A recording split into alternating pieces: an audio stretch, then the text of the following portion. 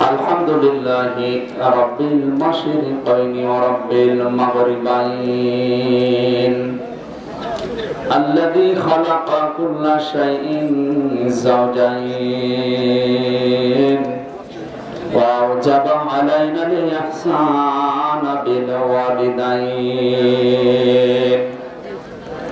ونشهد أن لا إله إلا الله وحده لا شريك له وأشهد أن محمدا عبده ورسوله سيد الكونين صلى الله عليه وعلى آله وأصحابه وأتباعه أجمعين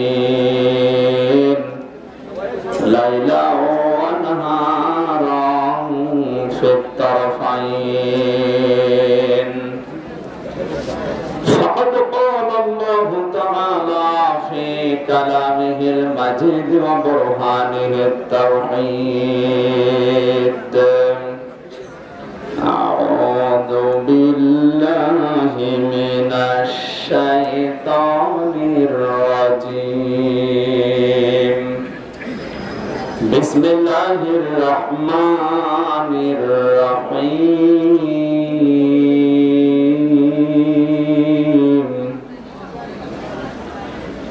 ولقد خلقنا الإنسان من سلالة من طين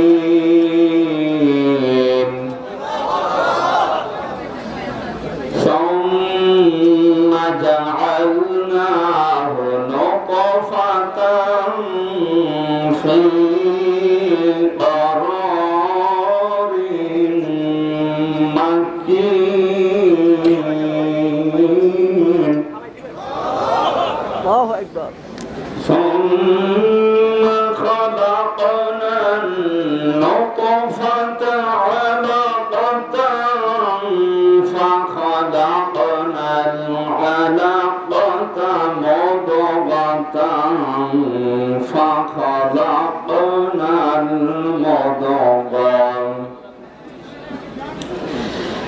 فخلقنا المضغة عظاما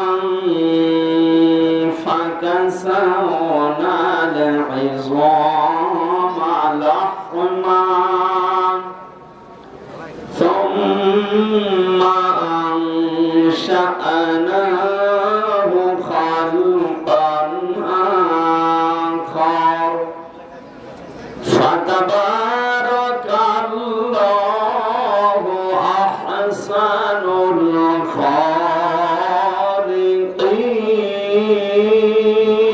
الخالقين. ثم إنكم بعد ذلك لميتون. ثم إنكم يوم القيامة تبعثون. صدقت يا ربنا.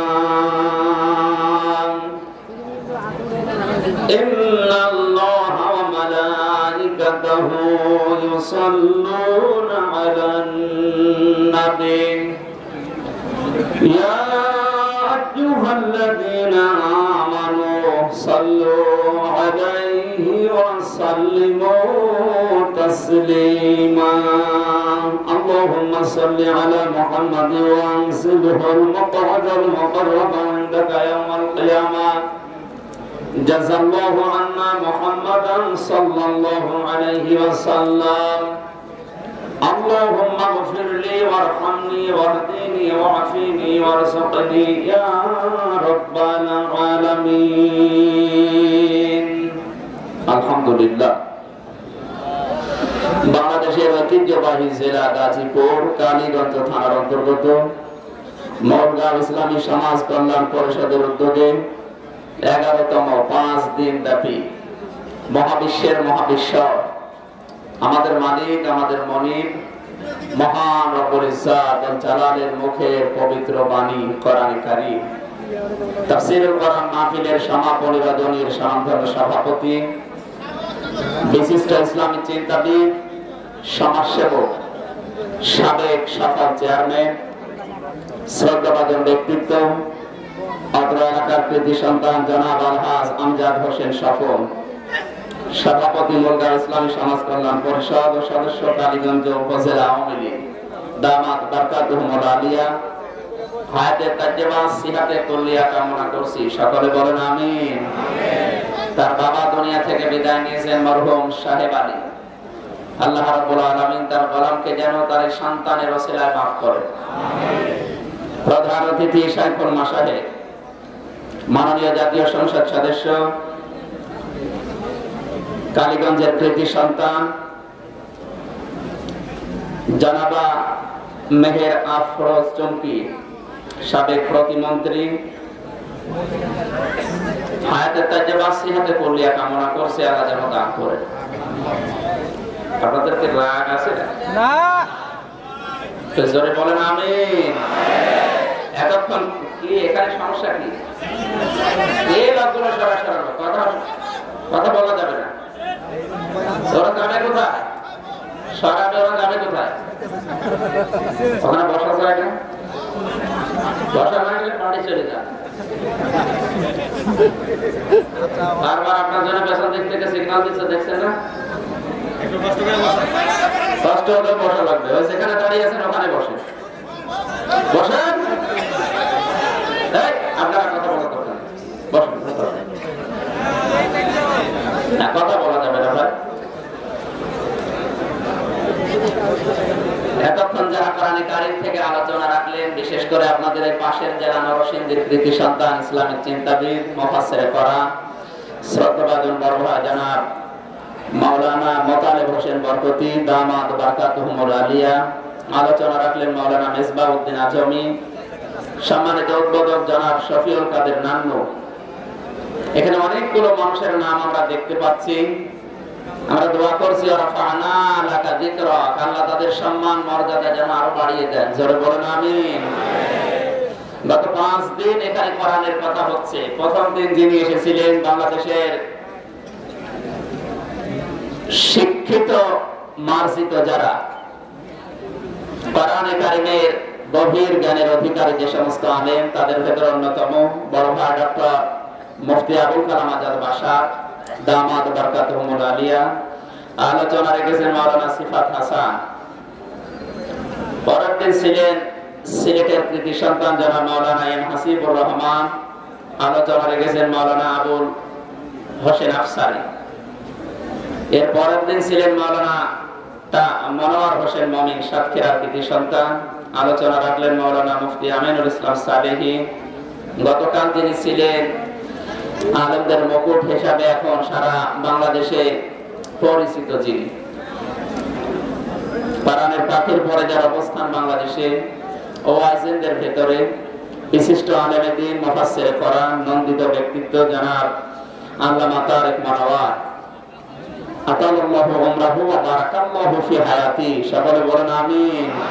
কালকে ছিলেন জনাব মাওলানা আব্দুর হান্নান বেলারি ভাই। আলেমদের মর্যাদা কামনা করছি। বলে আলেম হওয়া লাগবে। আমরা জানি আলেম 3 প্রকার। কয় প্রকার? উলামায়ে দাওলা, রাষ্ট্রীয় আলেম। রাষ্ট্র যেদিকে যায় ও ওইদিকে ঘোরে। রাষ্ট্রের যন্ত্র যারা, তারা ওদেরকে রাষ্ট্রের বিভিন্ন বৈধ অবৈধ কাজকে জায়েজ করার জন্য টাকা পয়সা দিয়ে পালে পোষে। বাংলাদেশে এখন হয়তো এটা নেই, সামনে আসতেও পারে। তারা তো জোরে বলার দরকার। দ্বিতীয় নাম্বার উলামায়ে উম্মত, উম্মতের আলেম। উম্মত যেদিকে ঘরে, যেদিকে দৌড়ায়, ওইদিকে টেনে রায় দেয়। কোরআন হাদিস ওর কাছে মুখ্য না, ওর কাছে দেখে যে আমার উপরে খুশি আছে নাকি, এইটা দেখে। বাংলাদেশে আমি এরকম 7টা পেয়েছি, নাকি বললে সমস্যা হবে?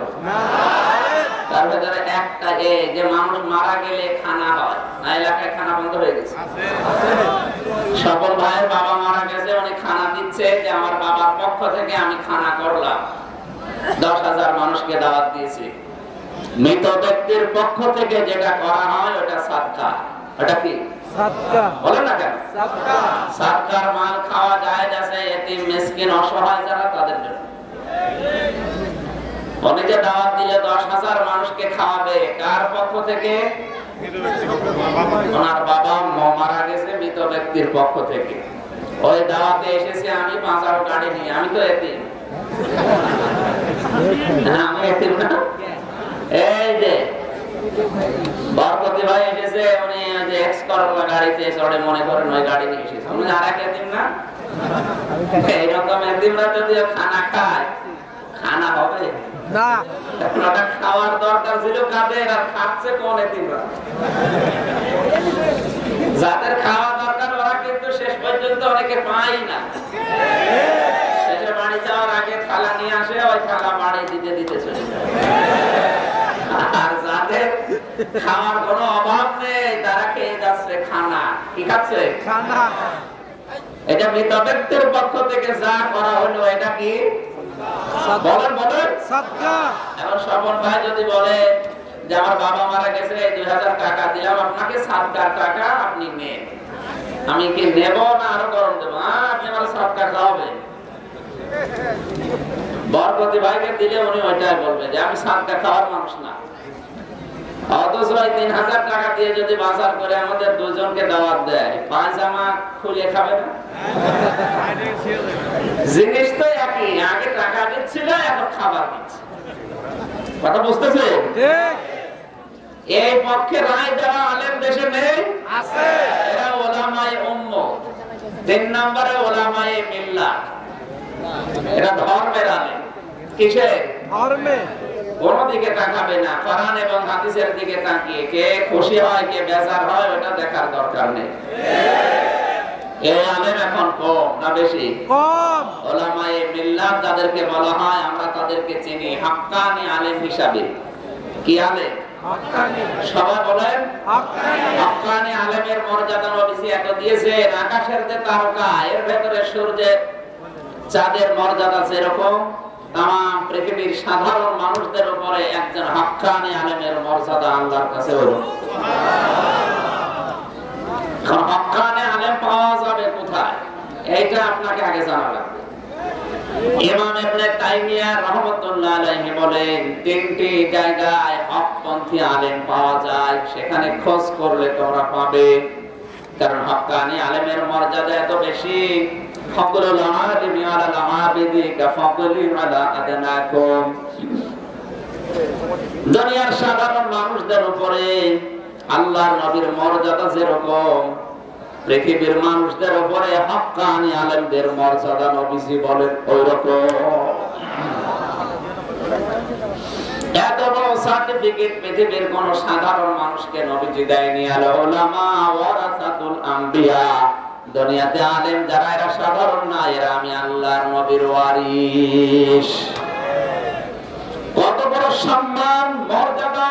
আল্লাহ পাকের পরে যে নবী, তিনি বলছেন আলেমরা আমি নবীর স্থলাভিষিক্ত নায়েব ওয়ারিস।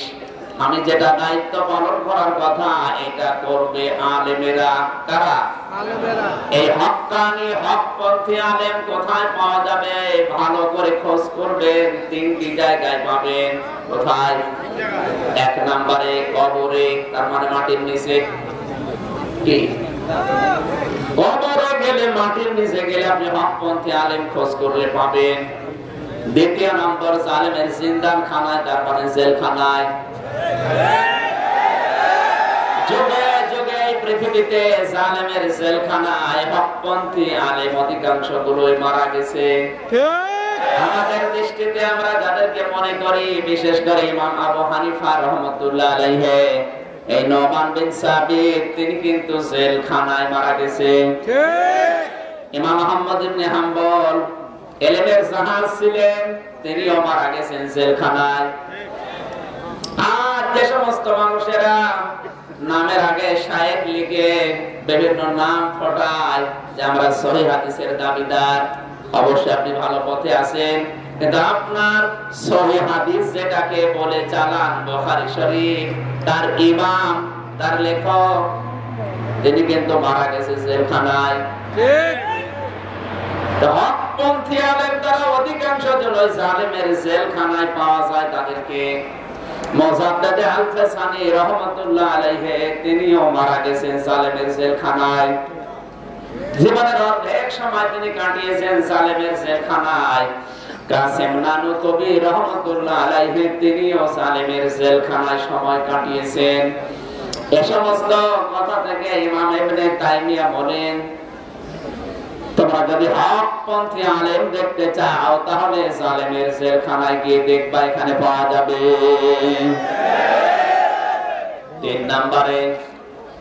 3 নম্বরে হকপন্থী আলেম যদি দেখতে চাও নিজের চোখে, তাহলে জিহাদের ময়দানে খোঁজ করবা। আর এই বাংলার জমিনে এখন সব চাইতে জিহাদের ময়দান হচ্ছে জালেমের সামনে সঠিক কথা তুলে ধরা। এটা এখন এই কোরআনের ময়দান। তাই আমি যাদের মর্যাদা কামনা করলাম, এরা কিন্তু সাধারণ মানুষ না, এরা কি বলেন না কেন? অনেক উপরে তারা। আজ যারা আলেমদের সাথে বিয়াদবি করছেন, উল্টাপাল্টা গালিগালাজ করছেন, আল্লাহর কসম আপনার জীবনের পেছনের কোন আমল আল্লাহ রাখে নাই, নষ্ট করে দিয়েছে।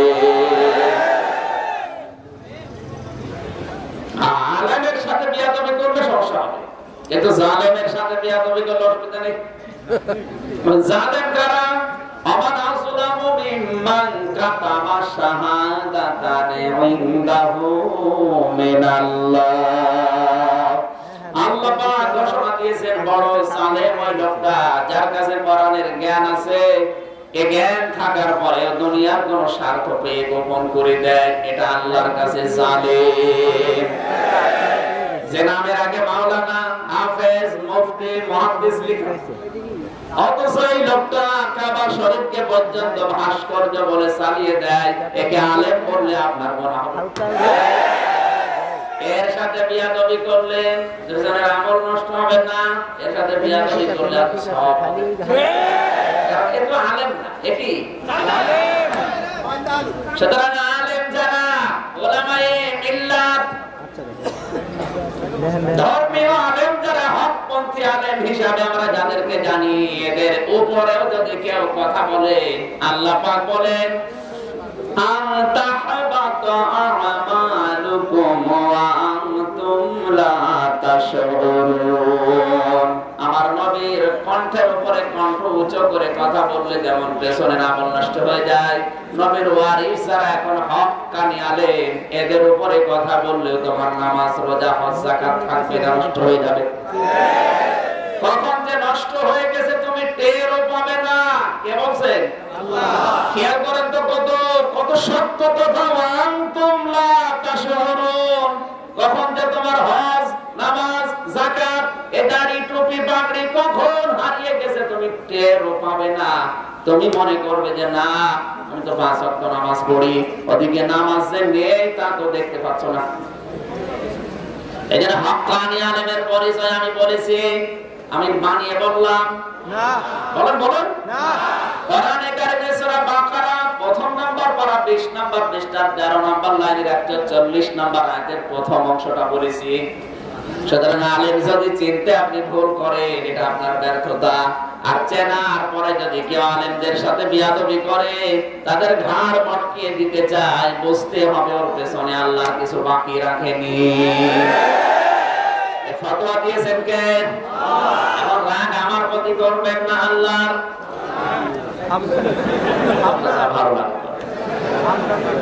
আমি মেসেজ দিলাম, এজন্য আলেমদের সম্মান মর্যাদা কামনা করছে ওই আলেম যারা আসলে আলেম। এই মাহফিল বাস্তবায়ন কমিটিতে যারা আছেন, বিশেষ করে যে যুবকরা, তাদেরকে যে মা পেটে নিয়েছে আল্লাহ যেন খাদিজাতুল কুবরার মতো বানিয়ে দেয়। যারা এই 15 দিন একাধারে সবকিছু বাদ দিয়ে কোরআন প্রচারে লেগে আছেন, এই 15 দিনের হিসাব কিয়ামতে আল্লাহ আপনার কাছে নেবে না। কথার ওজন টের পাচ্ছেন? এই পৃথিবীতে কোরআনের পেছনে যে সময়, যে অর্থ, সম্পদ, মেধা, ক্ষমতা ব্যয় হবে, ওইটুকুর হিসাব আল্লাহ কিয়ামতে আপনার কাছে আর জিজ্ঞাসা করবে না। এই জন্য 3 জায়গায় সম্পদ খরচ করলে হিসাব দেওয়া লাগে না। 1 নম্বরে পরিবারের জন্য। কার জন্য? পরিবারের ভেতরে আপনার মা আছে, বাবা আছে, স্ত্রী আছে, সন্তান আছে। এদের জন্য যদি কিছু খরচ করেন, ব্যয় করেন, এই টাকার হিসাব আল্লাহ কিয়ামতে ধরবে না। 2 নম্বরে জিহাদের সরঞ্জামাদি কিনতে যদি কোনো টাকা পয়সা খরচ হয়, এখন পৃথিবীতে জিহাদের সবচেয়ে বড় অস্ত্রের নাম হচ্ছে বই। ঠিক এক কথা বলুন। সুতরাং জ্ঞান অর্জন করার জন্য যে বই এবং জ্ঞানের যে মাধ্যমগুলো আছে, এগুলো যদি আপনি টাকা পয়সা খরচ করেন, এই টাকার হিসাব দেওয়া লাগবে না। আপনি বাড়িতে ওয়াইফাই লাইন নিয়েছেন, 800 টাকা 1000 টাকা মাসে বিল দেওয়া লাগে।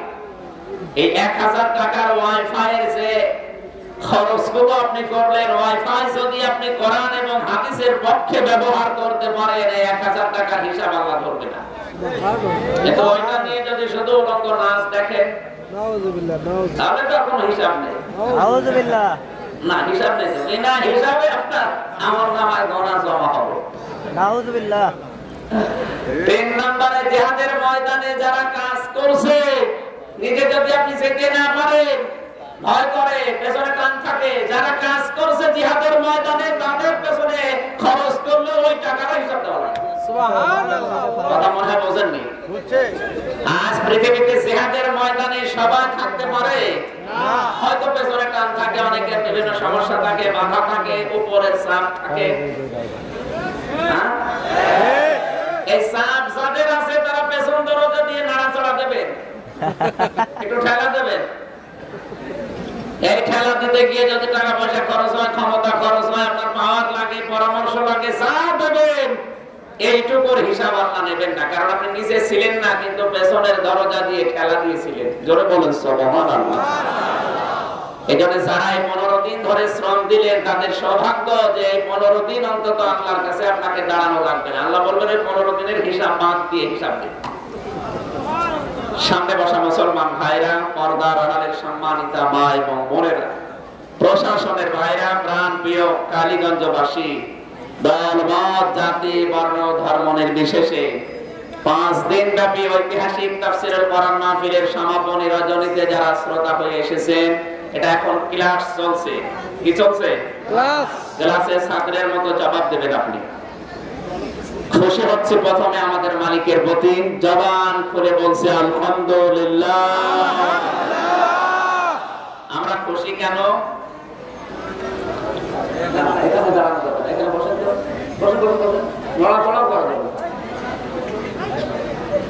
আল্লাহ পাক বলেন, হুয়া জাতাবাকুম ওয়া মা জাআলা আলাইকুম ফিদ-দীনি মিন হারাজ মিল্লাতা আবিকুম ইব্রাহিম হুয়া সাম্মাকুমুল মুসলিমিন।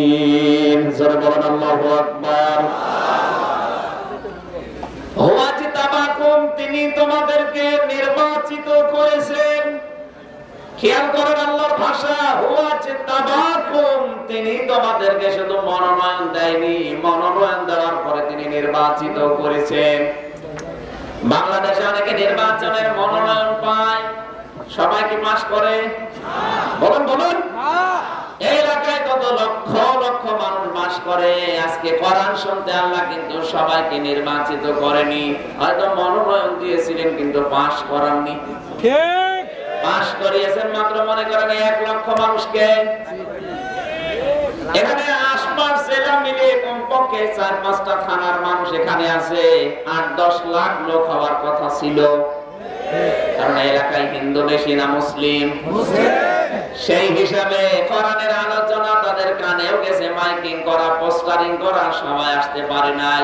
মুসলমান হিসাবে আপনি মনোনয়ন পেয়েছেন, কিন্তু নির্বাচিত হতে পারেননি।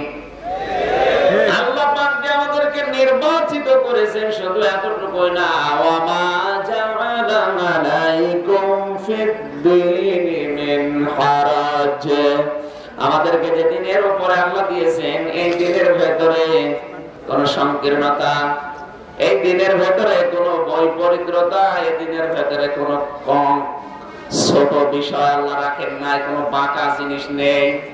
দ্বিতীয় অর্থ হয় এই দিনের উপরে চলতে গিয়ে আমার আল্লাহ এই পৃথিবীতে যে বিপদ আপদ গুলো আমাদের উপরে আসবে, ওই বিপদ আপদ তিনি থাকতেও দেননি।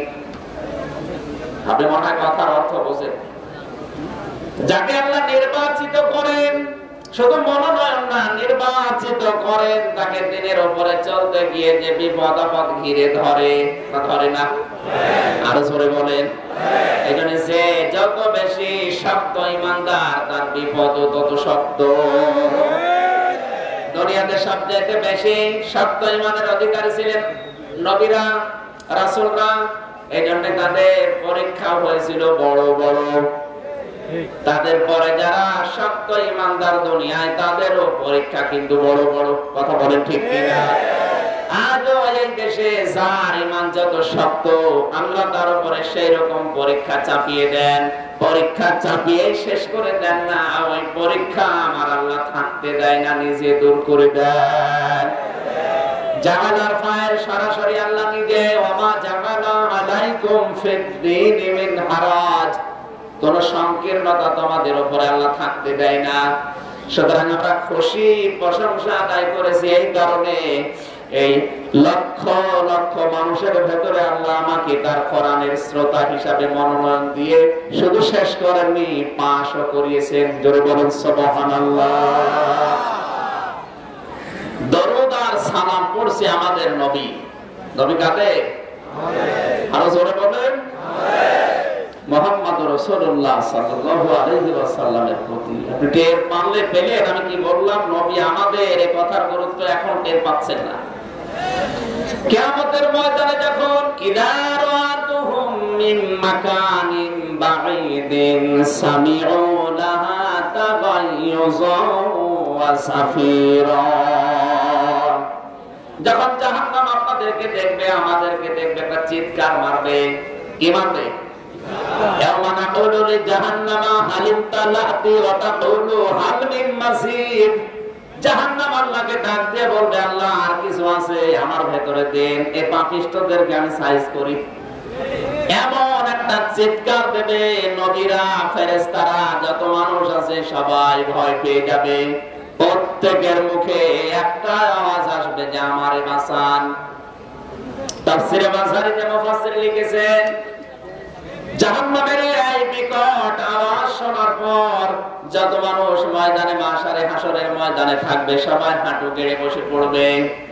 সবাই বলবে, আল্লাহ আমাকে বাঁচান, ইয়া নাফসি ইয়া নাফসি ইয়া নাফসি। এমনকি মুসা নবীর মতো এত বড় পাওয়ারফুল নবীও বলবে, আল্লাহ তুমি আমার উম্মতের সাথে কি করবে আমি জানি না, আমাদের দেখার আমার দরকার নাই, তুমি অন্তত আমারে বাঁচাও।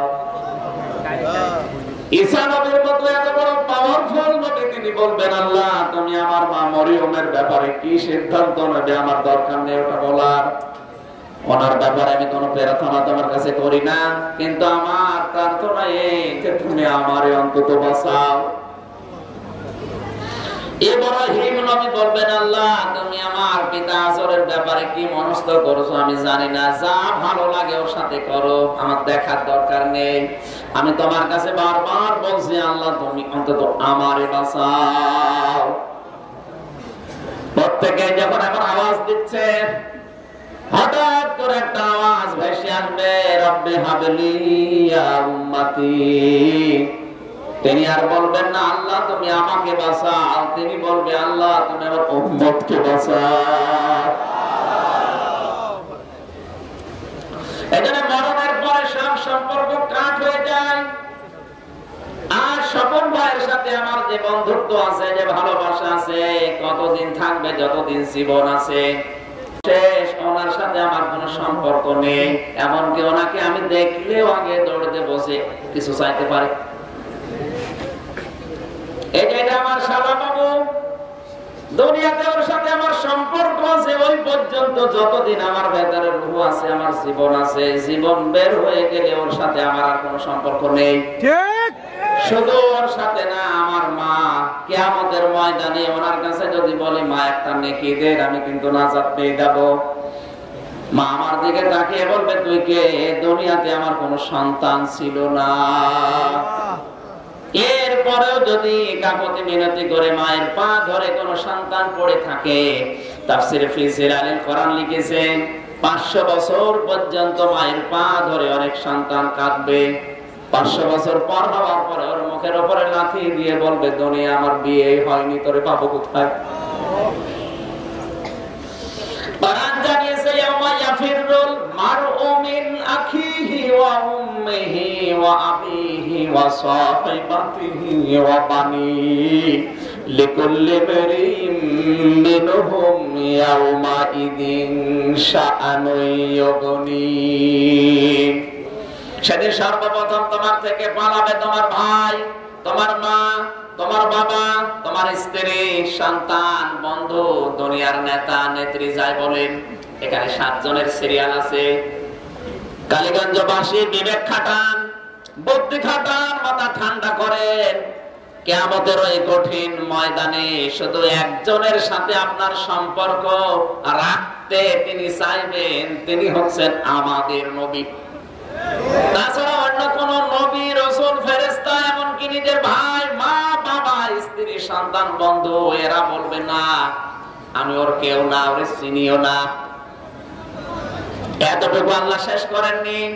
প্রতিটি মানুষ তাকে আমার আল্লাহ এমন টেনশনে ফেলবেন, অন্যের কথা তার আর মনেই থাকবে না।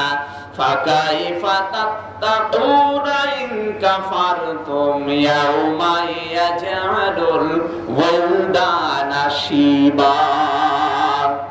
এমন সালসালা অবস্থা আমি আল্লাহ পয়দা করব কিয়ামতের ময়দানে। এই কঠিন দৃশ্য দেখে যুবক মানুষ বৃদ্ধ হয়ে যাবে। গাজীপুরবাসী একটা যুবক মানুষ বুড়ো হয় কি দেখলে টের পাচ্ছেন আপনি? আজকের মাহফিলের সেক্রেটারি দাড়ি পেকে গেছে এমনি না, 60, 70, 80 বছর বয়সে দুনিয়ার বিভিন্ন কত কিছু পার করে এখন দাড়ি পেকেছে। আমার তো পাকে না। কি এমন একটা দৃশ্য আল্লাহ তৈরি করবে যে সেকেন্ডে আপনার দাড়ি পেকে সাদা হয়ে যাবে? আমি এখান থেকে তথ্যটা বলতে চাই, যাদের নাম বললাম এত বড় বড় আপনজন যদি কিয়ামতে বলে আমি ওরে চিনি না, আমি আবার বলছি, মরণের সঙ্গে সঙ্গে পৃথিবীর সব সম্পর্ক কাট হয়ে যায়, ছিন্ন হয়ে যায়, কারোর সাথে কোনো সম্পর্ক বাকি থাকে না। এমনকি আমার স্ত্রী তামান্না আমাকে বলবে, মাওলানা আমি তোমারে চিনি না। আমি ওরে বলবো, ম্যাডাম আমি তোমারে চিনি না। যাদের মাথায় মগজ আছে এবার তাদেরকে বলছে, এই যে এত আপনজন যারা পরিচয় দেয় না আরো দৌড় দেবে, তাও কেমন দৌড়? আল্লাহ বলেন দৌড়ের ধরন জানো? ইয়াউমা ইয়াফিরুল মারউ মিন আখিহি। ইয়াফিরু শব্দের শাব্দিক অর্থ হচ্ছে খেচে দৌড় দেওয়া। সাপ দেখলে, বাঘ দেখলে মানুষ যেভাবে দৌড়ায় ওইভাবে দৌড়াবে। আমি আবার বলছি, এত আপনজন দেখলে মানুষ যদি এইভাবে দৌড়ায়, আমার মনে হয় যাদের উপরে ভরসা করে আপনি আছেন, অনেকে আছে আমি 2 পীরের মুরিদ। আল্লাহর কসম কোরআন সামনে নিয়ে বলছি, অনেক পীর কিয়ামতে বলবে, আল্লাহ আমি পীরই ছিলাম না। ঠিক। যেখানে মা পরিচয় দিচ্ছে না, সেখানে পীর সাহেব বলবে, আল্লাহ ও ধান্দা এসেছে, আমি পীর ছিলাম না, এমনি আমি সাধারণ মানুষ। আপনি ধান্দায় আছেন, ও বলবো আমি পীর ছিলাম না, মুরিদ পাবো কোথায়? এরপরেও যদি কেউ না বোঝার ভান করে থাকেন, আমার মনে হয় আপনার বিবেকের উপরে কুকুরে পোশাক করেছে। অবশ্য ঠিক। হঠাৎ আওয়াজ ভেসে আসবে, তিনি কিন্তু বলবেন না, আল্লাহ তুমি আমার উম্মতের ভেতরে রাবিয়া বসরিকে বাঁচাও, আমার উম্মতের ভেতরে আবু বকরকে বাঁচাও। আল্লাহর নবী বলবেন, আল্লাহ তুমি আমার উম্মতকে আমার চাদরের ভেতরে, কোষের ভেতরে দিয়ে দাও। আমার ভাইরা, বিশ্ব নবীর আদেশ শোনার পরে মহান আল্লাহ ডাক দিয়ে বলবেন, ওয়ালা সাউফা ইউতিকা রাব্বুকা ফাতারদা।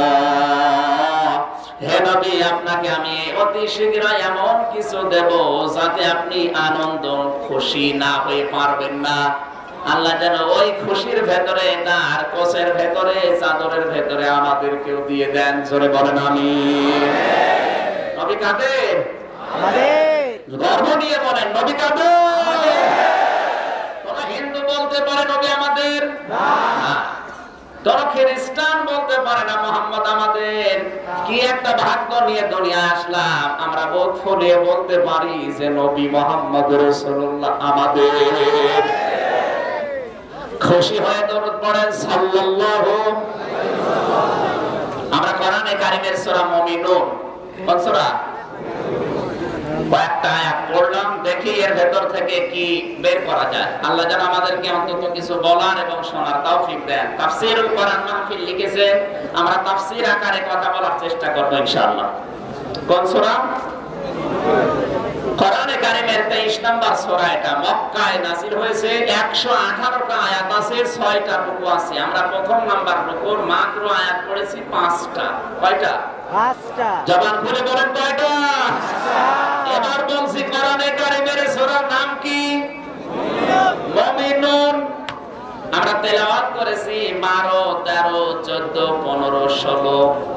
এই 5 আয়াতের ভেতরে আমার যে আয়াত আছে, আমার তো মনে হয় 1-1.5 ঘন্টা না, কিয়ামত পর্যন্ত যদি আলোচনা করা হয়, কিয়ামত এসে যাবে, তাও এই আয়াতের কথা শেষ করা যাবে না। কুল্লাউ কানাল বাহরু মিদাদাল লিকালিমাতি রাব্বি লানাফিদাল বাহরু ক্বাবলা আন তানফাদা কালিমাতু রাব্বি ওয়ালাউ জিনা বিমিসলিহি মাদাদা। জোরে বলেন আল্লাহু আকবার। আমি প্রতিটি কথা থেকে তথ্য বের করব, আর আপনি ওটা আয়ত্ত করবেন। হয় লিখে নেবেন, মোবাইলে তুলবেন, অথবা মেধার ভেতরে রেখে দেবেন, কাজে লাগবে আপনার। আমার আজকের আলোচনার বিষয় রবের পরিচয়। কি বললাম? রবের পরিচয়। বলেন বলেন। রবের পরিচয়। আগামী বছর যদি আসি জিজ্ঞাসা করি, আপনি কিন্তু বলা লাগবে যে আগামী বছর আলোচনা হয়েছে রবের পরিচয়। আপনাকে জিজ্ঞাসা করছে, আপনি বলেন, যেন বলতে পারেন। এইরকম মন নিয়ে শোনেন। আর এরকম শুনতে হলে তো গল্প করা লাগবে না। এই যে করছে, কথা বলো কোনটা? কথা বলা যাবে না ভাই, কষ্টে আছে আমি তো দেখতে পাচ্ছি। কি করবো কি এখন? আপনাদের আর ফিল্ম দিয়ে তো ওই ফিল্ডে যান না কেন? 2 নাম্বার মাঠে যান, প্রজেক্টর দিছে, ওখানে বসে পড়ে যায়। এখন সব কিছু দেখা লাগবে, আমার তো মানে আছে। ওখানে যান, প্রজেক্টর আছে ওখানে, বলে জায়গা নেই। এই জায়গায় আগামী থেকে আপ দেবেন না, অন্য কোনো জায়গা পেলে দেবেন, নয়তো আমার আর নিয়ে আসার দরকার। মানুষকে কষ্ট দেওয়া আসলে। জবান খুলে কোরআনের শোনেন, একটু কষ্ট করে শোনেন, এটার চাইতে আপনার সওয়াব ডাবল হবে। হ্যাঁ সত্যি, কোরআন শরীফ যারা এমনি থ্রোলি পড়তে পারে তাদের যে সওয়াব হয়, আর যারা ভেঙে ভেঙে আসতে চায় না, সিমের জায়গায় জাল হয়ে যায়, তাদের সওয়াব ডাবল হবে। ঠিক। সুতরাং এরা আরামে বসে আছে, আর আমার তো সওয়াব নেই, কারণ আমি শিখাবো। আমার চাইতে অন্তত এখানে যারা বসে আছে এদের আরেকটু বেশি হচ্ছে, আর চাইতে ওদের আরেকটু, আর আপনাদের সবচাইতে বেশি। এখানে ওই দিকে তাকিয়ে অন্তত 1 ঘন্টা কষ্ট করে। জবান খুলে কোরআনের সোনালী আয়াত 5টা পড়েন। আউযু বিল্লাহি মিনাশ শাইতানির রাজীম। বিসমিল্লাহির রহমানির রহিম।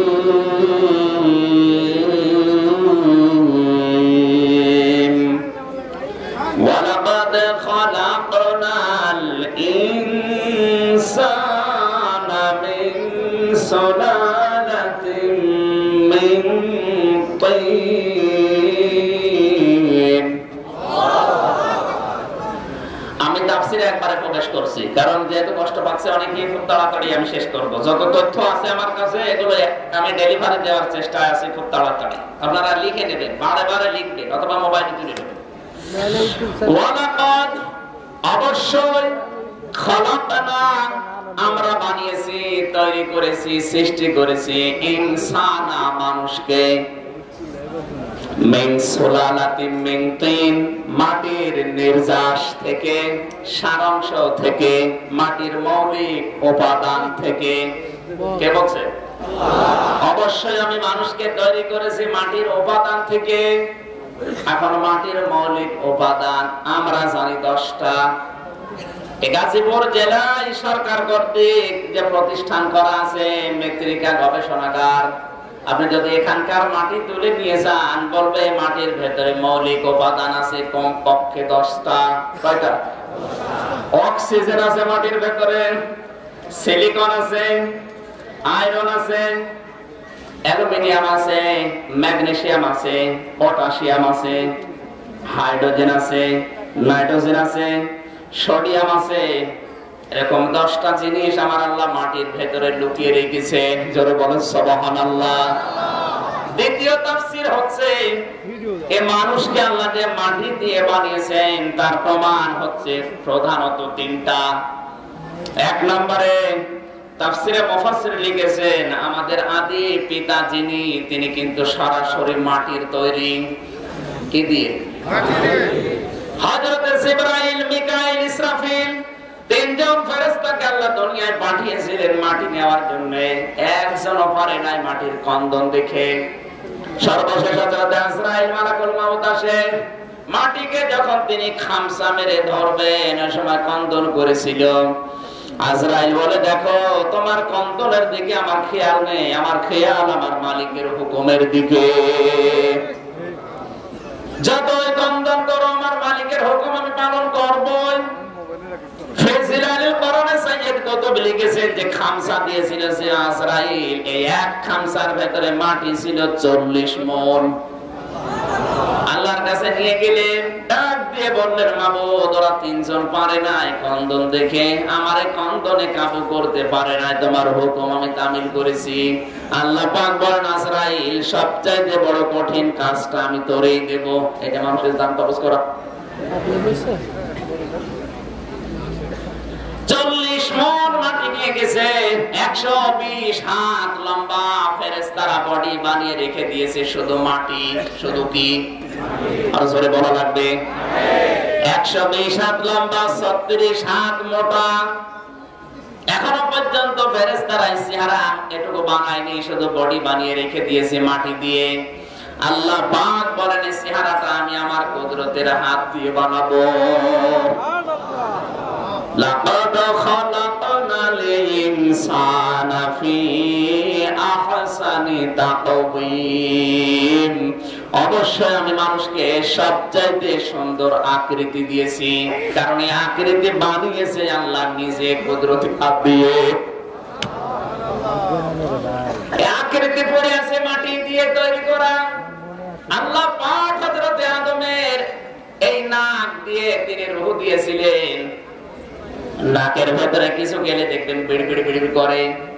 নাকের ভেতরে রূহ দেওয়ার পরে বিড়বিড় করছিল। হযরত আদম আলাইহিস সালাম একবার হাসি দিয়ে উঠলেন।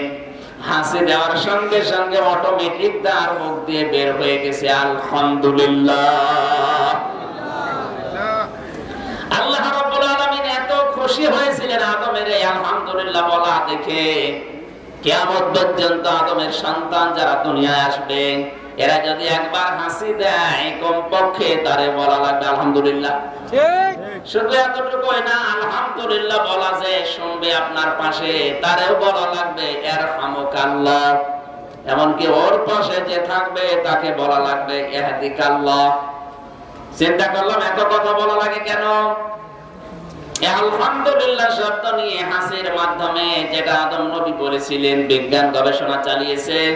হযরতে আদমকে আমার আল্লাহ যে বানাতে গিয়ে ফেরেশতাদের মাধ্যমে যে খড়কুটা চার যে ময়লাগুলো শরীরের ভেতরে বিভিন্ন জায়গায় লেগেছিল, তিনি হাসি দেওয়ার সঙ্গে সঙ্গে জারগুলো আমার আল্লাহ নাক দিয়ে বের করে দিয়েছে। এখন চিকিৎসা বিজ্ঞান জানাচ্ছে একবার যদি কেউ হাসি দেয় সারাদিনের যে ময়লা যে জার বাতাসের সাথে মিশে আপনার শরীরের ভেতরে যায়, কমপক্ষে 40 থেকে 42 হাজার টাকা খরচ করলে শরীরের যে উপকার হয়, একবার হাসি দিলে আল্লাহ আপনার শরীরের ওই উপকার করে। আমার প্রথম ব্যাখ্যা ছিল কি, হযরতে আদম নবী মাটির তৈরি, এই জন্য বুঝলাম আমাদের আদি পিতা যেহেতু মাটি, আমরা তার সন্তান হিসাবে আমরাও কথা বলেন না কেন? সরাসরি হয়তো আমরা মাটি না, কিন্তু মাটির উপাদান, মাটির নির্যান, মাটির সারাংশ দিয়ে আমরা তৈরি। এখান থেকে একটা ভুল নিরসন আমি করতে চাই। আমরা যদি মাটি তৈরি হয়ে থাকি আদম আলাইহিস সালামের সন্তান হিসাবে, আমাদের নবী মুহাম্মদ রাসূলুল্লাহ কিন্তু আদমের সন্তান। ঠিক কথা বলে না কেন? ঠিক। এই হিসাবে তিনিও মাটির তৈরি, নূরের তৈরি না। ঠিক। যারা নূরের তৈরি ফতোয়া দিচ্ছেন তাদেরকে আমি বলছি সূরা মাইদার 15-16 দুইটা আয়াত একটু দেখেন। قد جاءكم من الله نور وكتاب مبين। অবশ্যই আমি আল্লাহর পক্ষ থেকে তোমাদের কাছে একটা নূর আর একটা আলো পাঠিয়েছি, স্পষ্ট কিতাব। এখানে নূর আর আলো একটাই, সেটা হচ্ছে কিতাব। ওনারা একটাকে নূর বলতে কোরআনে কারীম, নূর বলতে মুহাম্মদুর রাসূলুল্লাহ, আর স্পষ্ট কিতাব বলতে কোরআনে কারীমকে বুঝিয়েছে না। এটা দুইটা যে এক জিনিস তার প্রমাণ হচ্ছে পরের আয়াত। এজন্য কোরআনের কোন আয়াত থেকে যদি কিছু নিতে চান, তাফসীরের উসুল হচ্ছে আপনি আগের আয়াত পরের আয়াতে কি আছে এটা আগে আপনাকে জানা লাগবে। কথা বুঝতেছেন? আন্দাজে কোন আয়াত পড়ে আপনি সিদ্ধান্ত নিতে পারবেন না, কারণ তার আগের আয়াতে পরের আয়াতে কি বর্ণনা আছে, ওইটার সাথে রিলেটেড কি সম্পর্ক কি, এটা আপনাকে জানা লাগবে। এটা তাফসীরের মূল নীতি। এখানে নূর এবং কোরআনে কারীম যে এক, তার প্রমাণ কি? আল্লাহ এর পরের আয়াতে দিয়েছেন ইয়াহদি বিহিল্লাহু মানিত তাবাহা রিদওয়ানাহু সুবুলাস সালামি ওয়া ইউখরিজুহুম মিনাজ যুলুমাতি ইলান নূর। সূরা বলুন সুবহানাল্লাহ। একটু খেয়াল করেন তো যারা জ্ঞানী মানুষ আছে। ইয়াহদি তিনি হেদায়েত দেন, পথ দেখান। বিহি, বিহি এক বছর না বহু বছর? এক বছর। বিহি বলেন বলেন। এই বিহি দ্বারা আল্লাহ ওই যে আগের আয়াতের দিকে ইঙ্গিত দিচ্ছেন, ইশারা দিচ্ছেন। আগের আয়াতে আল্লাহ বলেন নূর এবং স্পষ্ট কিতাব। এখানে তাহলে নূর আর স্পষ্ট কিতাব যদি দুইটা জিনিস হয়, বিহি মা দেওয়ার কথা ছিল। ইয়াহদি বিহিল্লাহ। আলেম যারা আছেন তাদেরকে অ্যাক্টিভ হতে বলছি। আমি কিন্তু তাফসীরে প্রবেশ করেছি। আল্লাহ বলেন আমি হেদায়েত দেই, পথ দেখাই, এইটার দ্বারা। এটা মানে কোরআন। এটা মানে এখানে কিন্তু নবীজির কথা বলা হয়নি। আপনি আন্দাজে নূর শব্দ দেখে নবী নূরের তৈরি করে চিল্লাচ্ছেন। এটার দ্বারা আমি আল্লাহ মানুষদেরকে পথ দেখাই, তার মানে কোরআন দ্বারা। কোরআন যে মানুষকে পথ দেখাতে পারে তার প্রমাণ হচ্ছে জিনেরা। ইয়াহদি ইলার রুশদি ফামান্না বি ওয়া লান নুশরিকা বিরাব্বিনা আহাদা। আল্লাহ পাক বলেন জিনেরা যখন আমার নবীর মুখে কোরআন শুনেছিল, কোরআন শোনার পরেই তারা বলেছে কোরআন আমাদেরকে পথ দেখিয়ে দিয়েছে, আমরা ঈমান আনলাম, কোনদিন আমার আল্লাহর সাথে আমরা শরীক করব না। জোরে বলেন আল্লাহু আকবার। তাহলে হেদায়েত দিতে পারে আল্লাহ কি দিয়ে? বলেন বলেন। হেদায়েত অন্য কারো মাধ্যমে দেওয়া সম্ভব না। নবী যদি হেদায়েত দিতে পারতো তাহলে তার চাচা হেদায়েত পেত। ঠিক। তার নিজের আপন চাচা আবু লাহাব হেদায়েত পায়নি, কারণ ওটা আল্লাহর নবীর হাতে ছিল না, ওটা সরাসরি কার হাতে? আল্লাহ ওই ক্ষমতা শুধু কোরআনকে দিয়েছে। ইয়াহদি বিহিল্লাহ, আমি এইটার দ্বারা আমি নিজে আল্লাহ হেদায়েত দান করি, পথ দেখাই। মানিত্তাবাহা রিদওয়ানাহু, যে ব্যক্তিকে অনুসরণ করবে কোরআনকে, আমি নিজে তার উপরে রাজি হয়ে যাব। সুবুলাস সালাম, সবল বহু বছর, সাবিল এক বছর। তাকে শান্তির যত পথ আছে আমি আল্লাহ তাকে প্রদর্শন করাবো। সুবুলাস সালামি। তারপরে ইখরিজুহুম মিনাজ যুলুমাতি ইলান নূর, এই কোরআন দিয়ে আমি যত রকমের অন্ধকারের পথ আছে সব জায়গা থেকে বের করে আলোর দিকে নিয়ে আসবো। জোরে বলুন সুবহানাল্লাহ। এরপরে যদি কারো মনে খটকা লাগে আমি আরেকটা আয়াত বলছি। সূরা সুয়াদ 23 নম্বর পারা 16 নম্বর পৃষ্ঠা 5 নম্বর লাইনের 73 নম্বর আয়াতে 71 নম্বর আয়াতে আছে وقلنا يا آدم اسكن أنت وقلنا وإذ قلنا للملائكة اسجدوا لآدم فسجدوا إلا إبليس وإذ قلنا للملائكة إني خالق بشرا من طين আল্লাহ পাক বলেন স্মরণ করেন ওই সময়ের কথা যখন আমি ফেরেশতাদেরকে বলেছিলাম অবশ্যই আমি মানুষ তৈরি করতে চাই মাটি থেকে। কি থেকে? মাটি থেকে। কোরআনের স্পষ্ট আয়াত, এর পক্ষে হাদিস আছে। হযরত আদম নবী আলাইহিস সালাম আসমানে আছে, বিশ্ব নবীকে আল্লাহ যখন মেরাজে নিয়ে যান আসমানের দরজা বন্ধ ছিল। জিবরাইল বললেন আমার সাথে মুহাম্মদুর রাসূলুল্লাহ আছে, ওনাকে আসতে বলা হয়েছে, দরজা খুলে দাও। দরজা একটা একটা করে খুলে এক একজন নবীর সাথে দেখা হয়। হযরত আদম নবীর সাথে দেখা হওয়ার পরে তিনি বলেছিলেন হে আমার সম্মানিত সন্তান, হে আমার সম্মানিত সন্তান, হে আমার নেককার সন্তান। এই দুইটা শব্দ আদম নবী বলেছিলেন, তুমি আমার সম্মানিত সন্তান, তুমি আমার নেককার সন্তান। আমরা আগে পেলাম কি আদম নবী তৈরি কিসের? বলেন না কেন? বাবা যদি মাটির হয় তিনি কিন্তু সন্তান বলে সম্বোধন করলেন, হে আমার নেককার সন্তান, হে আমার সম্মানিত সন্তান। তাহলে সন্তান কিসের হবে? আপনার মাথায় এতটুকু ঢোকে নাকি? কিসের আলেম আপনি? না আন্দাজে ছিলেন? এটা কোরআনের সাথে আপনার মত মেলে না, হাদিসের সাথে মেলে না, বিজ্ঞানের সাথে তো মিলবে না। কারণ এই যে নূরের তৈরি বললে নূর বা আলোর ভেতরে মাত্র দুইটা উপাদান আছে, নেগেটিভ আর পজিটিভ। কথা বলেন না কেন? মাটির মৌলিক উপাদান আমরা পেয়েছি কয়টা? শুধু এই 10টা না, আপনি আরো পাবেন সামনে। বাতাকান কোরআনে কারীম জানিয়েছে মানুষে মাটির তৈরির দ্বিতীয় ব্যাখ্যা হচ্ছে পৃথিবীর যত খাবার সব তৈরি হয় মাটি দিয়ে। আরো জোরে বলেন। এই যে দুধ, গাভীর যে দুধ, এটা কিন্তু গাভীর দুধ না, এটা তৈরির আসল মূল ফ্যাক্টরি মাটি। এখান থেকে ঘাস হয়, এই ঘাস গাভী খায়, ওই গাভীর স্তন দিয়ে দুধ আল্লাহ বের করে। এই দুধ আপনার বাবা খায়, তার বীর্য তৈরি হয়, এই বীর্য মায়ের রেহেমের ভেতরে যায়। এখান থেকে আল্লাহ মাটি তৈরি, মানুষ তৈরি করেন, তার মূল অংশ কিন্তু মাটি। মানুষ যে মাটির তৈরি, 3 নাম্বার ব্যাখ্যা কি? 2 নাম্বার তো পেলাম, পৃথিবীর যত খাবার আছে, খাদ্য আছে, সব তৈরি মাটির নির্যাস দিয়ে। 3 নাম্বার মানুষ মাটির তৈরি, তার ব্যাখ্যা হচ্ছে পৃথিবীর যত মানুষ শুধু আদম নবী আর ঈসা নবী বাদ দিয়ে সবাই বাবার বীর্য দিয়ে বানানো। কথা বলে না কেন? পৃথিবীতে আদম নবী আর হযরত ঈসা নবী বাদ দিয়ে সবাই বাবার বীর্য দিয়ে বানানো। আল্লাহ পাক বলেন ফালিয়াযুরিল ইনসানু মিম্মা খুলিক খুলিকা মিম্মা ইগদাফিকি ইয়াখরুজু মিন বাইনিস সুলবি ওয়াত তারাইব। মানুষকে নজর করে দেখে না কি জিনিস দিয়ে আমি তাকে বানালাম। বাবার স্ফুলিঙ্গ দিয়ে দ্রুত গতিতে বের হয়ে যাওয়া এই নাপাক পানিটা দিয়ে আমি আল্লাহ মায়ের রেহেমের ভেতরে জমা করে রাখি।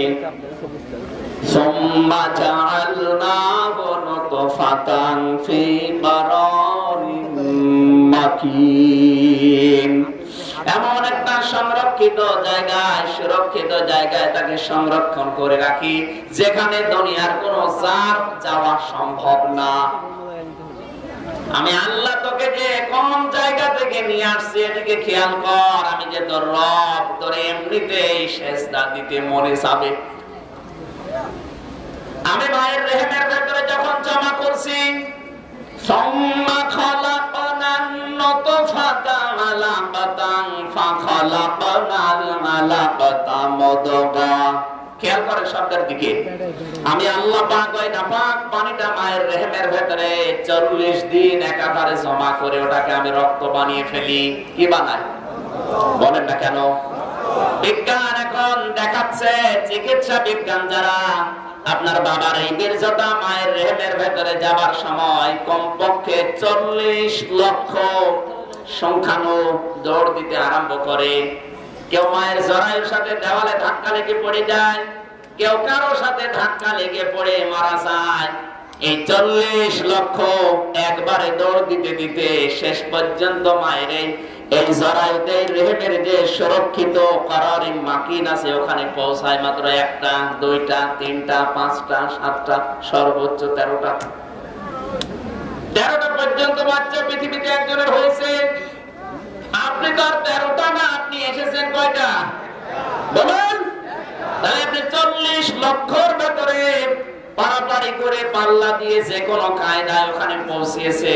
এটা আপনার শক্তির বলে না, আপনাকে পৌঁছাতে সাহায্য করেছে এই 40 লক্ষর ভেতরে একজন।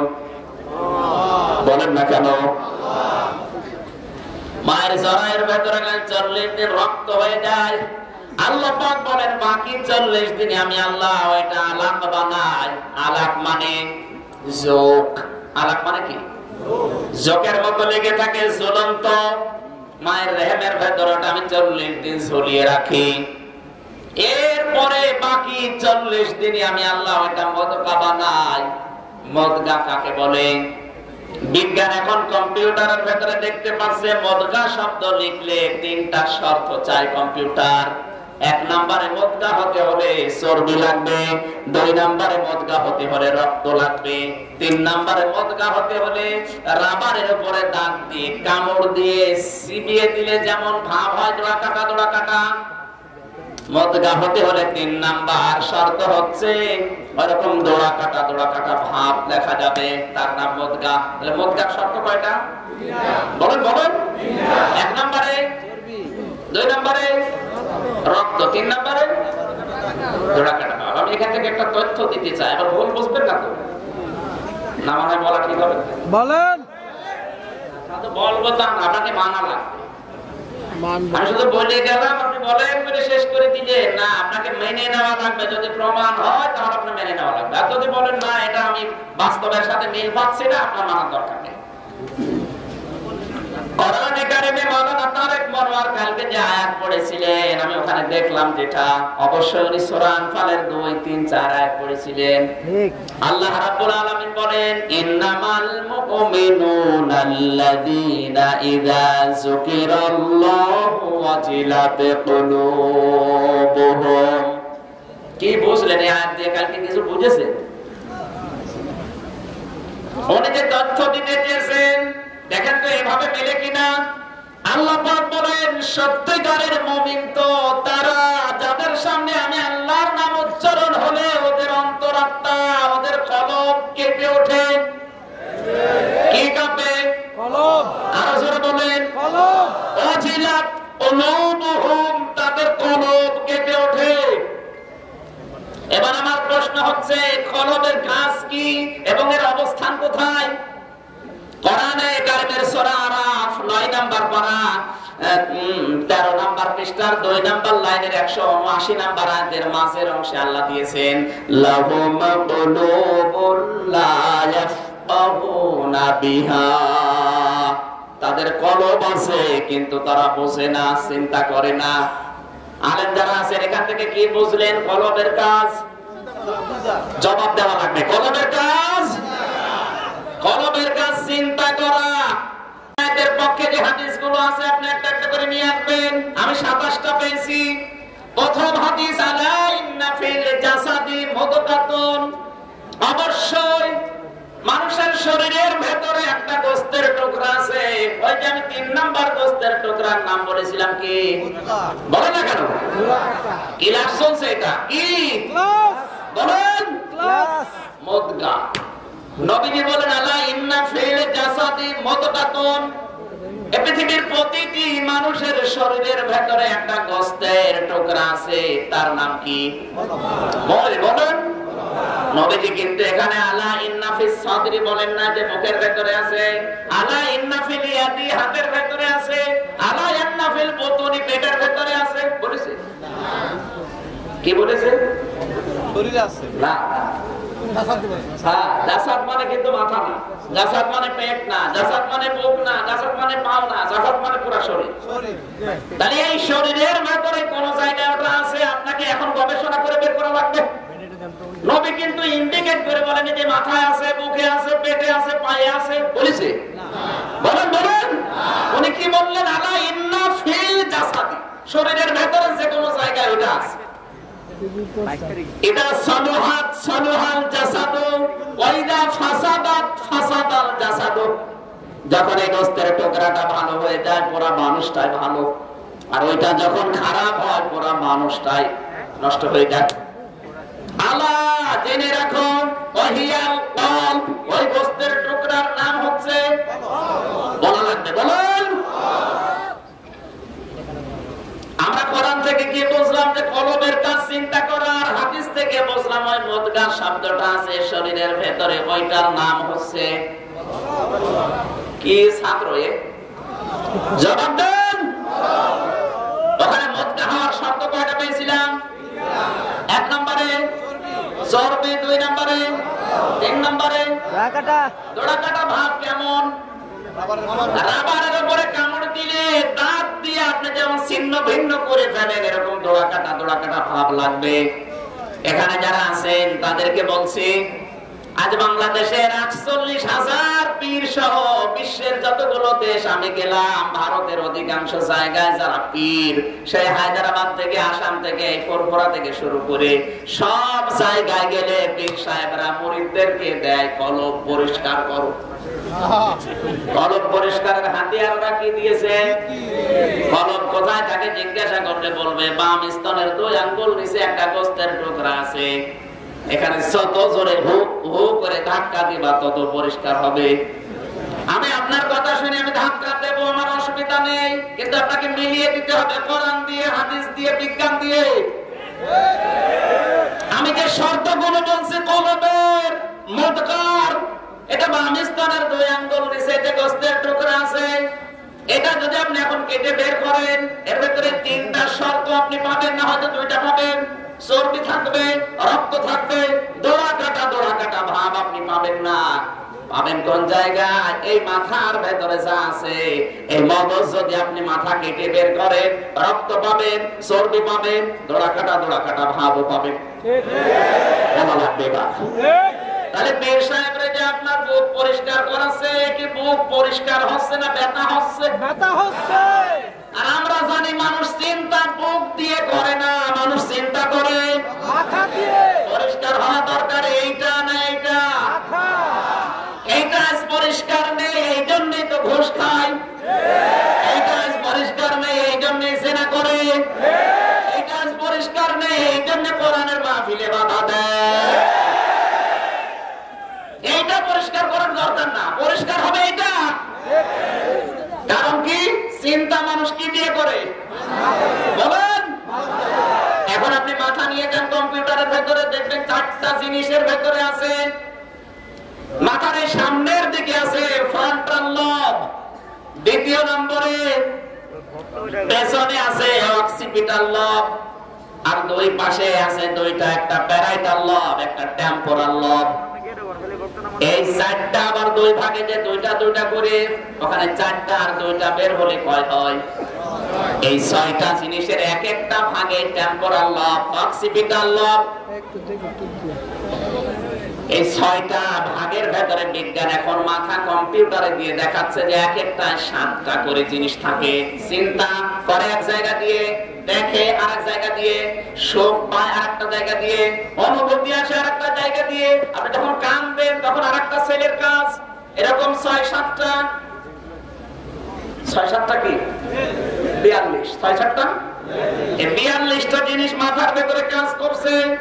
আপনি যে দেখেন এটা কিন্তু ফ্রন্টাল লব দিয়ে না, এই অক্সিপিটাল লব দিয়ে। অক্সিপিটাল লবের ভেতরে আছে 7টা জিনিস, এ দেখার কাজ করবে, অনুভূতির কাজ করবে, আনন্দের কাজ করবে। আমি অথচ দেখছেন কি দিয়ে? বলেন না কেন? চোখ আপনাকে সিদ্ধান্ত দেয় না।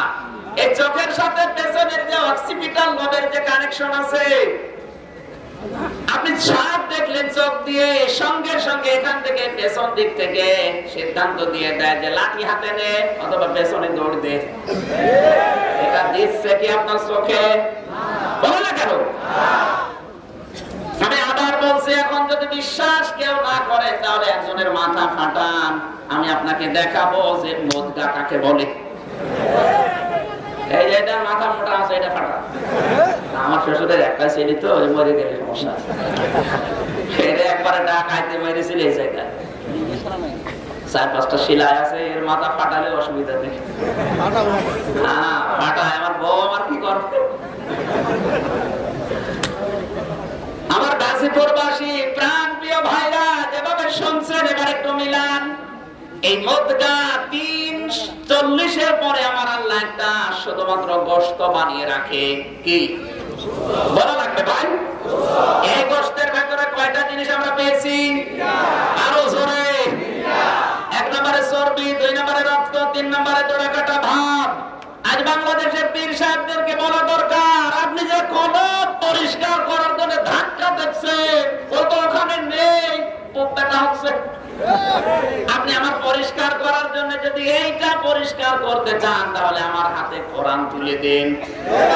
এটা পরিষ্কার করতে পারে শুধুমাত্র কোরআন। আজ এই ভণ্ডামির নামে যে জিকির গুলো দিয়ে আপনাকে পাগল বানিয়ে রেখেছে, এখন থেকে করবেন না ছাড়বেন? এবার যদি প্রমাণ করতে পারেন যে তথ্য ভুল, তাহলে কোরআন শরীফ, হাদিস, বিজ্ঞান এগুলো আমি মানি না। যান নিয়ে আসে, কোন হুজুর নিয়ে আসবেন, কোন বিজ্ঞানী নিয়ে আসবেন, এই প্রমাণ করে। এত দলিল দিয়েও যদি আপনার ওই বাবার উপরে এত ভরসা থাকে, ওই বাবা কিয়ামতে বলবে আমি পীর ছিলাম। আশা করছি কথা বোঝা গেছে। আমার দায়িত্ব অ্যাডভার্টাইজ করা, আমার যার যতটুকু যোগ্যতা ছিল আমি অ্যাডভার্টাইজ করলাম। এরপরও যদি এই ভুল সিদ্ধান্তে কেউ ভেঙে নিয়ে ওইভাবে যান, আপনি জাহান্নামে যাচ্ছেন, আপনাকে আমি ঠেলা দেবো। যান, এই ঝামেলাপূর্ণ জিকির এখন কি বেকার ধাক্কা দিয়ে মুখ ব্যথা করবেন, না এইটা পরিষ্কার করবেন? এটা পরিষ্কার করেন, এটা পরিষ্কার করেন। আপনি সুদ খাবেন না, এটা পরিষ্কার করলে ঘুষ খাবেন না, এটা পরিষ্কার করলে ধর্ষণ করবেন না। কথা বলে দেখেন। জ্ঞানী মানুষ, শিক্ষিত মানুষ, আশা করি আপনি বুঝে ফেলেছেন, আলহামদুলিল্লাহ। এবার বিজ্ঞান জানিয়েছে কোরআনে কারিমের আয়াত নিয়ে আল্লাহ পাক বলেন, সুম্মা খালাকনান নুতফাতান আলাকাতান ফাখালাকনাল আলাকাতা মুদগাতান ফাখালাকনাল মুদগাতা ইযামান লাহমা। আল্লাহ পাক বলেন, যে গোশতটা হয়ে থাকে 40 দিন, আমি আল্লাহ এই গোশতের ভেতরে 4টা জিনিস তৈরি করি বাবার ওই বীর্যের অংশ দিয়ে। কয়টা? আরো জোরে বলেন। বাবার এই বীর্য দিয়ে আমি কমপক্ষে 4টা জিনিস বানাই, চুল, রগ, হাড় আর পর্দা। আর মায়ের রেহেমের ভেতরে যে নাপাক পানিটা আছে, ওটা দিয়ে আরো 4টা বানাই, রক্ত, গোশত, চর্বি আর চামড়া। এবার আসেন তো, বাবার যে বীর্য দিয়ে কি বানিয়েছে আল্লাহ? চুল, রগ, হাড় আর পর্দা। চুল বানায় 3:40 পরে গিয়ে, হাড় দেয় আমার আল্লাহ আপনার এই 3.5 হাত বডির ভেতরে কমপক্ষে 206 প্রকার। বাড়ি যেয়ে খেয়ে সুবহানাল্লাহ বলে, 3.5 হাত বডির ভেতরে হাড় আছে বাবার ওই বীর্য দিয়ে যেটা তৈরি। কয়টা? 206। এই হাড়গুলো সব কিন্তু একরকম না। যেখানে যেই হাড় দরকার আমার আল্লাহ রব নামের কারণে ওই হাড় ওই জায়গায় লাগিয়েছেন। হাতের হাড় মোটা, আঙ্গুলের হাড় চিকন, ঘাড়ের হাড় মোটা, মাথার হাড় আর এক রকম। এরকম পুরা 3.5 হাত বডিতে হাড় আছে কত প্রকার। এই হাড় শুধু আল্লাহ সেট করে দিলেই পারতেন, কিন্তু মানুষ বসতে পারতো না, এসব এভাবে বসে থাকতে পারতো না। এজন্য 3.5 হাত বডির ভেতর আমার আল্লাহ জোড়া সিস্টেম করে নাট বল্টু করে দিয়েছেন 360টা। 3.5 হাত বডিতে জোড়া আছে কয়টা? বলেন বলেন। 360টা জোড়া আছে। এখান থেকে আমার একটু খটকা লাগে, যেখানে আমার আল্লাহ রগ দিয়েছেন হাড় দিয়েছেন, ওই জায়গায় দেখবেন চামড়া একটু বড় করা আছে। আপনি আঙ্গুল থেকে শুরু করে দেখেন, এরপরে যে গিরাটা আছে এখানে একটু বাঁকা হয়, এখানে কিন্তু একটু চামড়া জড়ো করা আছে। কথা বলে না, এরপরেরটা আর একটু বড় করা আছে। যদি প্লেন আকারে আল্লাহ চামড়া দিয়ে দিত, আপনার বাবা তো শুধু চামড়া দিয়েছিল, চুল, রগ, হাড় আর পর্দা। এই চামড়াটা মায়ের পক্ষ থেকে আসে। মা যদি শুধুমাত্র চামড়া দিয়ে শেষ করে দিত, এগুলো বন্টনের নিয়ম জানতো না। আমার আল্লাহ নিতে বন্টন করার সময় দেখলেন এখানে আমার বান্দার যদি চামড়া একটু বেশি না রাখি, ও যখন খাবার খাওয়ার সময় প্লেট ধরবে, চামচ ধরবে, খাবার ধরবে, বাঁকা করা লাগবে, তখন এই চামড়াটা কাজে লাগবে। যদি চামড়া একটু বাঁকা না করি, তখন ওই জায়গাটা টান টান হয়ে ওর ব্যথা লাগবে। কাইফা তাকফুরুনা বিল্লাহি ওয়া কুনতুম আমওয়াতান ফাআহইয়াকুম সুম্মা ইউমীতুকুম সুম্মা ইউহয়ীকুম সুম্মা ইলাইহি তুরজাউন। জোরে বলুন আল্লাহু আকবার। সূরা বাকারার 28 নম্বর আয়াতে আল্লাহ বলেন, কেমন করে নাফরমানি করিস? কাইফা শব্দটা বালাগাত মানতেক যারা জানে জিজ্ঞাসা করেন কখন ব্যবহার হয়, যেটা আল্লাহরও বিশ্বাস হয় না। আল্লাহ পাক মানুষের এই দৃশ্যগুলো দেখে তখন বলে, কাইফা তাকফুরুনা বিল্লাহ, কি করে নাফরমানি করিস আমার সাথে, আমার বিরুদ্ধে স্লোগান দিস, তুই কি মৃত ছিলি না? কাইফা শব্দ ব্যবহার করা হয়, আমি আবার বলছি কেন, যে কাছে আল্লাহরও বিশ্বাস হতে চাই না, আল্লাহ বিশ্বাসই করতে চাচ্ছেন না যে আমার সাথে নাফরমানি করতে পারে না। করবে কি করে? কারণ কোন জায়গা থেকে ওরে নিয়ে আসলাম, যে পানি থেকে ওরে বানিয়েছি, ও পানির চায়ের আনাও দাম ছিল না। ওই পানিটা মার্কেটে চায়ের আনায় বিক্রি হবে, কারো কাছে দিয়ে এমনি দিনে নেবে। ওই পানি দিয়ে তোরে বানালাম, তুই আমার নাফরমানি করিস, আমার তো বিশ্বাস হতে চাই না। মনে হয় তুই না, তোরে অন্য কেউ করাচ্ছে, তোরে যে অন্য কেউ করাচ্ছে, সেটাকে দেখলি নিজে অন্যায় করে দৌড়টা শয়তানের। ফুটবলকে একজন জিজ্ঞাসা করছে, ভাই আপনি তো লাথি খান কেন? ফুটবল তার নিজের ভাষায় বলছে, বন্ধু আমি নিজে না পরের পামে ফুলি। মানুষ আমার হাওয়া দিয়ে ফোলায়, এরপরে লাথি দেয়। আমি যদি নিজে হাওয়ায় ফলতে পারতাম, তাহলে আমার কেউ লাথি দিত না, কারণ আমি নিজে ফলতেও পারতাম না, লাথিও দিত না। লোকে আমার হাওয়া দিয়ে ফোলায় আর আবার লাথি দেয়। আজ নিজে অন্যায় করবেন আর দোষ দেবেন শয়তানকে না, কিয়ামতে এটা কিন্তু কাট হয়ে যাবে। ও আপনার সম্পর্ক জানবে না, বলবে না ওরে আমি চিনি না, ও কিসের কর্মী আমার। জোরে বলেন নাউজুবিল্লাহ। আল্লাহ স্মরণ করিয়েছেন, তুই কিন্তু মৃত ছিলি, তোকে আমি জীবন দিলাম, তোকে শুধু জীবন দিয়ে শেষ করিনি। লক্ষ্য করে দেখবি তোর শরীরের ভেতরে চামড়া দিয়েছে আমি, মায়ের বীর্য থেকে শুরু করে মায়ের রেহেমের ভেতরে যে চামড়াটা আমি তৈরি করি, এই যে ফাঁকা সাউনালে লাহমা, এই গোশতটার উপরে চামড়া না দিলে হয়তো তোর গোশত পছন্দ হতো, নষ্ট হয়ে যেত। এখানে চামড়া দিয়ে আমি আল্লাহ প্যাকেট করলাম, কিন্তু চামড়া আমি একরকম দুই রকম না, 12,500 প্রকার চামড়া এই 3.5 হাত বডির ভেতরে লাগানো আছে।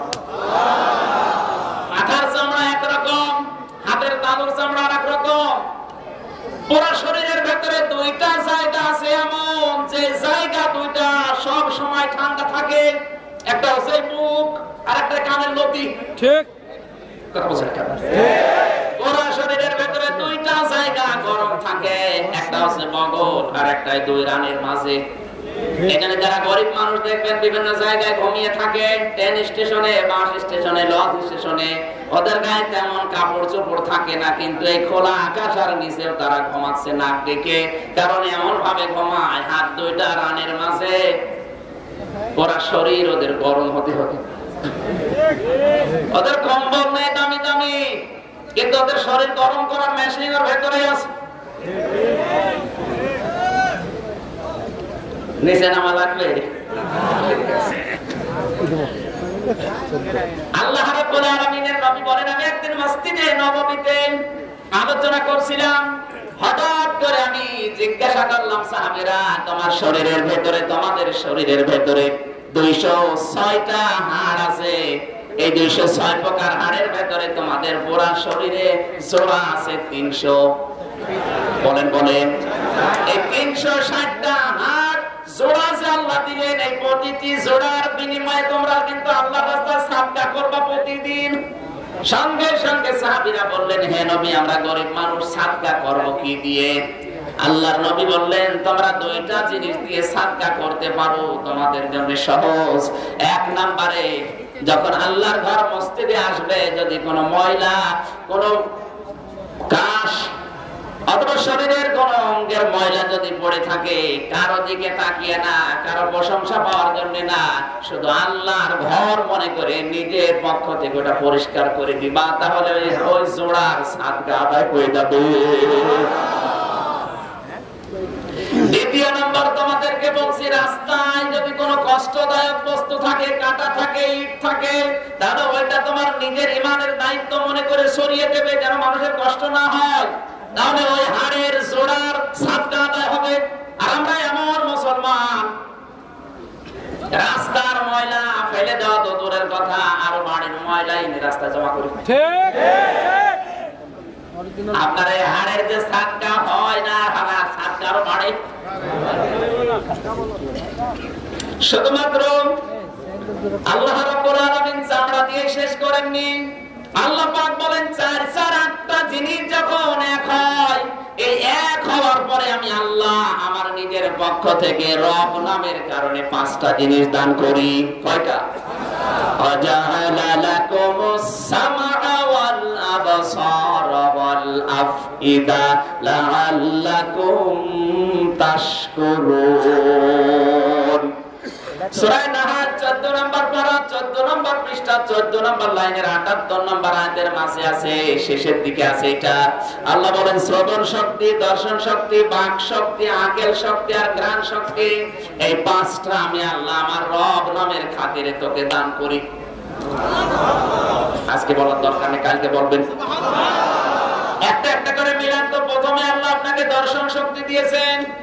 বিজ্ঞান জানিয়েছে, মানুষকে যদি আল্লাহ কানা বন্ধ করে দুনিয়ায় পাঠাতো, কি ক্ষতি হতো আপনি বোঝেন? কি ক্ষতি হতো? সব জানতে মারাত্মক ক্ষতি। আমি কুমিল্লায় যে একবারে খাবার খাচ্ছিলাম, হঠাৎ বিদ্যুৎ চলে গেল, আমার পাশে এক অন্ধ। আমরা চিল্লা পাল্লা করছি, তাড়াতাড়ি কারেন্ট কই নিয়ে আসেন, বিদ্যুৎ জ্বালান, হারিকেন জ্বালান, লম্প জ্বালান, বাতি জ্বালান, অথবা জেনারেটর দেন। অন্ধ আমার পাশ থেকে হাত চেপে ধরে বলছে, হুজুর মাত্র 2 মিনিট কারেন্ট চলে গেছে আর আপনি চিল্লাচ্ছেন, অথচ আজ 42 বছর আমার জীবনে কোনো কারেন্ট নেই। মাত্র 2 মিনিটে আপনারা চিল্লা পাল্লা করেন, সব মানুষ চিল্লাচ্ছে, অথচ আমার 42 বছর জীবনে কোনো কারেন্ট নেই। এমনকি আপনারা যাদের চোখ আছে, তারা তো হয়তো দিনের বেলাতে দেখেন, রাতের বেলায় ঘুমিয়ে থাকলে স্বপ্নে কিছু দেখেন। আর আমরা যারা অন্ধ, ঘুমের ভেতরে স্বপ্নও দেখি না, শুধু একটা আওয়াজ শুনি। কি দিয়েছে আপনি তো টের পাচ্ছেন না। এই যে দর্শন শক্তি, শ্রবণ শক্তি, বাক শক্তি, আকল শক্তি, ঘ্রাণ শক্তি, আল্লাহ বলেন 5টার একটাও যদি কম দিতাম, কি হয়তো তুই টের পাচ্ছিস? আজ মাইক সামনে নিয়ে গলা ফাটিয়ে কথা বলিস, এই বাক শক্তি আমি যদি না দিতাম, শুধু গোগা গোগা করে কথা বলতে পারতি না। তাহলে ওদিকে মার বাবার মিলে কয়টা পেলাম? বলেন বলেন। আল্লাহ নিজের পক্ষ থেকে কয়টা দিয়েছেন? 8, 5, 13টা জিনিস যখন এক হয়ে যায়, তখন ফেরেশতারা জিজ্ঞাসা করে, আল্লাহ এর আকৃতি এবার আপনি তৈরি করেন। ওয়াল্লাযী ইউসাউবিরুকুম ফিল আরহামি কাইফা ইয়াশা। তিনি সে আল্লাহ, যিনি মায়ের রেহেমের ভেতরে তোমাদের এই আকৃতিটা নিজে তৈরি করেন। জোরে বলেন আল্লাহু আকবার। আকৃতি তৈরি করার সময় ফেরেশতারা বলে, আল্লাহ একে কি ছেলে বানাবেন না মেয়ে বানাবেন? সিদ্ধান্ত দেয় আল্লাহ নিজে। কে? বলেন বলেন। ইয়াখলুকু মা ইয়াশাউ ইয়াহাবু লিমান ইয়াশাউ ইনাসা ওয়া ইয়াহাবু লিমান ইয়াশাউ যুকুর আও ইউযাউবিজুহুম যুকরানা ওয়া ইনাসা ওয়া ইয়াজআলু মান ইয়াশাউ আকিমা ইন্নাহু আলিমুন কাদির। সূরা সূরার ভেতরে আছে 49 নম্বর আয়াতে তিনি তৈরি করেন, যাকে ইচ্ছা তিনি কন্যা দেন, যাকে ইচ্ছা পুত্র দেন, যাকে ইচ্ছা কন্যা পুত্র দুইটাই দেন, যাকে কিছুই দেয় না, বন্ধা করে রাখে। ও বান্দা, তোকে কোন জিনিসে আমি আল্লাহর মতো সম্মানিত রব থেকে মুখ ফিরিয়ে রেখেছে বল। ইয়া আইয়ুহাল ইনসানু মা গাররাকা বিরাব্বিকাল কারীম আল্লাযী খালাকাকা ফাসাওয়াকা ফাআদালাক ফি আইয়ি সূরাতিন মা শাআ রাক্কাবাক। জোরে বলেন আল্লাহু আকবার। আল্লাহ আফসোস করছেন, বান্দা কে তোকে আমি আল্লাহ থেকে মুখ ফিরিয়ে রেখেছে বল। তুই কি ছিলি দেখলি? সে রক্ত থেকে শুরু করে এই যে পর্যন্ত নিয়ে এসে আমি আবার কিন্তু এবার রক্ত তোর শরীরের ভেতরে সঞ্চালন করছি। খেয়াল করেন তো, প্রথমে ছিলেন কি? আবার বলুন। এরপরে আবার দুনিয়ায় আসার আগে আপনাকে রক্ত দিয়ে পুরা 3.5 হাত বডি কিন্তু ভরে দেয়। তাই প্রথমে রক্ত ও শেষে রক্ত। এত রক্ত আপনার শরীরে আল্লাহ কেন দিলেন? আল্লাহ জানাতে চেয়েছেন, বান্দা পৃথিবীতে যাওয়ার পর আমি আল্লাহর বিধান কায়েম করতে গেলে রক্তের প্রয়োজন হতে পারে, তোর রক্ত যেন কম না পড়ে, এই জন্য রক্ত দিয়ে তোরে পরিপূর্ণ করে দিলাম। সুতরাং আল্লাহর এই জমিনে ওই রক্ত যদি এখন দরকার হয় দিতে রাজি আছেন তো? কারা রাজি আছেন দেখি লিল্লাহি তাকবীর। আলহামদুলিল্লাহ। আমার ভাইরা, আল্লাহ রাব্বুল আলামিন আফসোস করলেন, কেন মুখ ফিরিয়ে থাকিস? কোন কারণে? কে তোরে সম্মানিত রব থেকে মুখ ফিরিয়ে নিয়েছে? মুখ ফেরাতে বলেছে। আমি আল্লাহ তো তোকে আকৃতি নিজে দিয়েছি, যাকে ইচ্ছা। আমি প্রথমে কন্যার কথা কেন দিয়েছেন?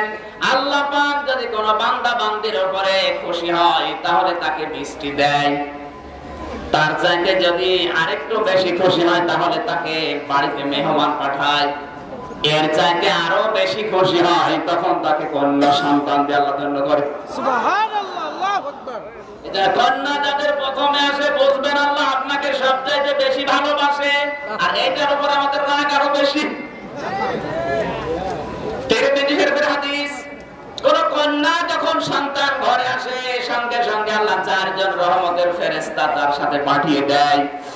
ওই মাথার উপরে হাত বলিয়ে বলে, দুর্বল দেহকে যারা আদর করবে, ভালোবাসা দেবে, স্নেহ করবে, এর পেছনে যারা খরচ করবেন, শুধুমাত্র খরচ না, একে যারা দিন শেখাবে, মানুষের মতো মানুষ করার পরে যারা সৎ পাত্রে পাত্রস্থ করবে, কিয়ামত পর্যন্ত ওই মা বাবা, ওই গার্জিয়ানের উপরে আল্লাহর রহমত থাকবে। গাজীপুরবাসী মেয়ের জন্য দোয়া করেছে ফেরেশতারা কয়টা?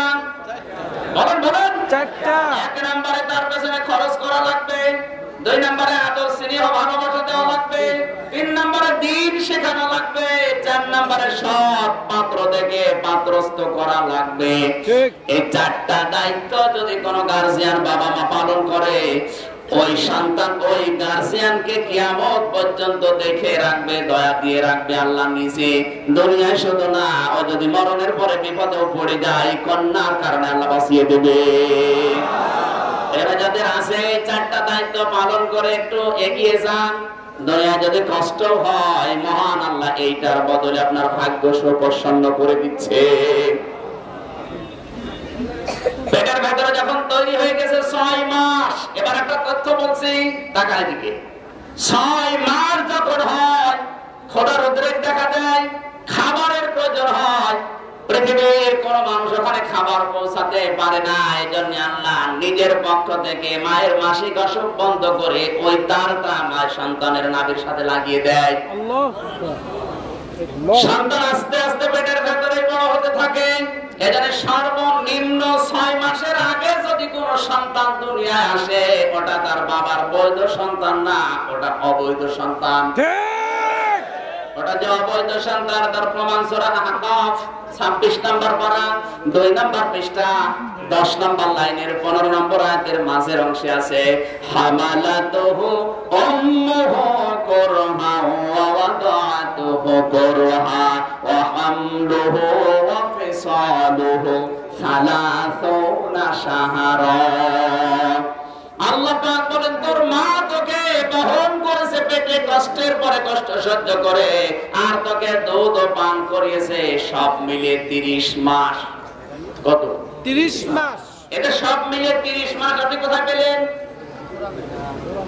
এই আয়াতের মাঝে দেখবেন ওয়া আছে, ওয়া হামলুহু ওয়া ফিসালুহু, এই যে মাঝখানে ওয়া, তোকে বহন করা এবং তোকে দুধ খাওয়ানো, সব মিলে 30 শাহরা। কয় মাস? বলেন না কেন? এখন আমরা জানি পৃথিবীতে সন্তানকে দুধ খাওয়ানো লাগে সর্বোচ্চ 2 বছর। ঠিক। কত? 2 বছর। 24 মাসে তো আর না, 2 বছর, 2 বছরে তো 30 মাস হয় না। 24 মাস। কত হয়? 24 মাস। 30 এর ভেতর থেকে 24 বাদ গেলে কত থাকে? 6 না, 24 মাস যে দুধ খাওয়ানো লাগবে আপনি কোথায় পেয়েছেন? ওটা সূরা বাকারায় আছে, 2 নাম্বার পারা 17 নম্বর পৃষ্ঠার 1ম নাম্বার লাইনে 233 নাম্বার আয়াতে ওয়াল ওয়ালিদাতু ইউরদি'না আওলাদাহুন্না হাওলাইনি কামিলাইনি লিমান আরাদা আইয়ুতিম্মার রাদাআ। হে পৃথিবীর মায়েরা, সন্তানকে দুধ দেওয়া লাগবে 2 বছর। 2 বছরে কয় মাস? 30 এর ভেতরে 24 বাদ গেলে কত থাকে? এই জন্য সর্বনিম্ন আপনাকে মায়ের পেটে থাকা লাগবে 6 মাস। ঠিক। 6 মাসের আগে যদি আপনি দুনিয়ায় আসেন, বুঝবেন ওটা আপনার বাবা না অন্য কেউ দিয়েছিল। ঠিক। এটা আসো, এটা সূরা আহকাফের কথা। আল্লাহ জানিয়েছেন 6 মাস তোকে মায়ের পেটে থাকাই লাগবে। 6 মাসের আগে যদি কেউ দুনিয়ায় চলে আসে, বুঝতে হবে ওর বয়স ঠিক 6 মাস, কিন্তু এটা ওর বাবার বীর্য না, নকল বাবা দিয়েছে। আর নকল বাবা যদি দেয়, সন্তান কি বৈধ না জারজ? আরো জোরে। জারজ সন্তান যারা দুনিয়াতে আসে, ওদের 9টা কর্মসূচি থাকে। 1 নম্বরে তারা নবীদেরকে অসম্মান করে। সূরা কলমের 4 নম্বর আয়াতে আল্লাহ তথ্য দিয়েছেন উতুল্লিন বাদা যালিকা সানিম। হে নবী, আপনার বিপক্ষে যারা অবস্থান নেয়, আমি আল্লাহ নিজে ফতোয়া দিলাম, আপনি খোঁজ নিয়ে দেখবেন ওদের জন্ম ঠিক নেই, ওরা জারজ। এখানে দুনিয়াতে এখন 228টা রাষ্ট্র। জানুয়ারি মাসে জরিপ বের হয়, দেখবেন এই 228টা রাষ্ট্রের ভেতরে 1 নম্বরে বিয়ের আগে জন্ম দেওয়ার তালিকায় আছে ফ্রান্স। আমি আবার বলছি, বিয়ের আগে জন্ম দিলে কি বৈধ না অবৈধ? এমনকি বিয়ের পরে 6 মাসের আগে হলে ওইটা। আর ওরা তো 1 নাম্বার তালিকায়, ওদের কর্মসূচি 9টা। 1 নাম্বার নবীকে অপমান করা, অপদস্থ করা। ওরা করছে, ওরা জারজ। তাই ওদের যারা সাপোর্ট করে তারাও তারা কি কোরআন জানিয়েছে। এখন যদি বলেন আপনি বললেন কি, আমি বলছি বলেন, আমার তো বিচার করার কোনো ক্ষমতা নেই, বিচার তো হয়ে আছে, আমি শুধু রায়টা শোনালাম। এবার যদি রায় হয়, রায় হবে কার উপরে? আল্লাহর উপরে। আমার মনে হয় আল্লাহ যদি আসতো, ও আল্লাহকেও ছাড়তো না। আমি এখান থেকে যেটা পেয়েছি, বাংলাদেশে আজ নবী নেই, নবীর ওয়ারিসরা আছে। এদের বিরুদ্ধে যারা ষড়যন্ত্র করছেন, গালি দিচ্ছেন, মুখে জুতা মারার কথা বলছেন, পেছনে খোঁজ নিয়ে দেখেন একটারও জন্মের। এবার যা গালিগালাজ করবেন, কোরআনকে করেন, নবীকে করেন, আমার কোনো দোষ নেই। নাকি গালি আমার দেবেন না? একটা কথা, এই যে আমি প্রায় 1.5 ঘন্টা কথা বলছি, একটা কথা ভুল ধরেন তো কোনটা ভুল হয়েছে বলেন? একটা কথা যদি ভুল ধরতে পারেন, আমি এর মধ্যে কথা বলবো। কিন্তু যদি ভুল ধরতে না পারেন, আপনাকে মেনে নেওয়া লাগবে। বাংলাদেশে আজ যারা আলেমদের বিরুদ্ধে ডাইরেক্ট অ্যাকশন নিচ্ছে বিভিন্ন চেতনার নাম নিয়ে, কত মানুষ চেতনা দিয়েছে মুক্তিযুদ্ধ মঞ্চ, অথচ জীবনে মুক্তিযুদ্ধ কেউ জানেও না। এই চেতনাকে কাজে লাগিয়ে যারা আলেমদের 2 গালে জুতা মারো, তালে তালে ফতোয়া দিচ্ছেন, মিছিল করছেন, একটু মারে জিজ্ঞাসা করে দেখেন তো যে রক্তটা আসলে আপনার বাবার না নকল বাবা দিয়েছে।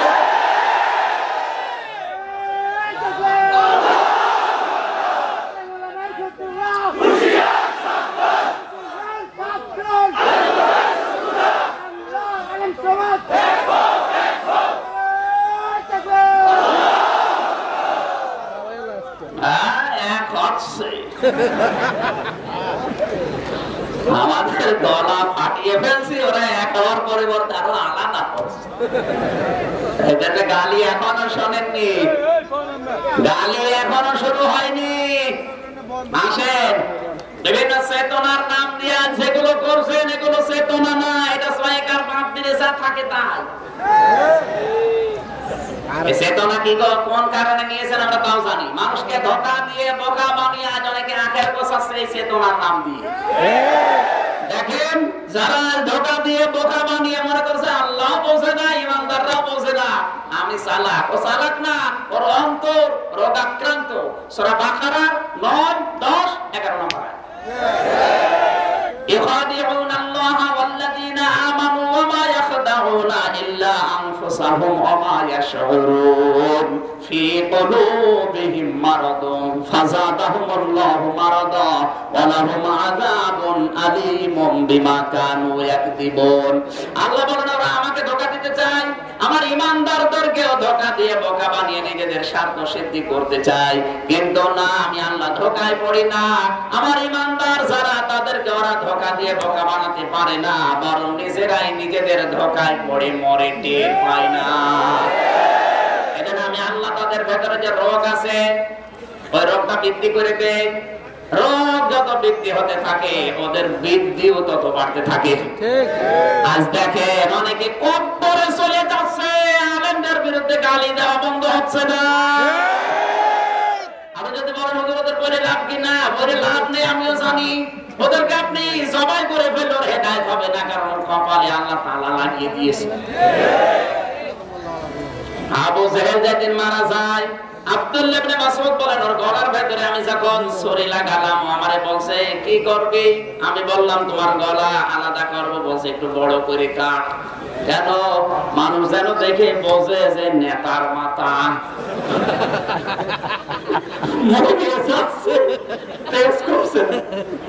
এদেশে এরকম জেল আছে না, মরে যাচ্ছে একটা কবরে, চামড়া জড়ো হয়ে গেছে, আলেমদের বিরুদ্ধে কথা বলা বন্ধ হচ্ছে না। খালা তো ভাই না বোন। বিভিন্ন মানবাধিকারের সংস্থার নাম নিয়েছে, এরা কেউ সভাপতি, কেউ সেক্রেটারি। মানবতার পক্ষে কোনো কথা নেই, যত কথা সব মানবতার বিপক্ষে।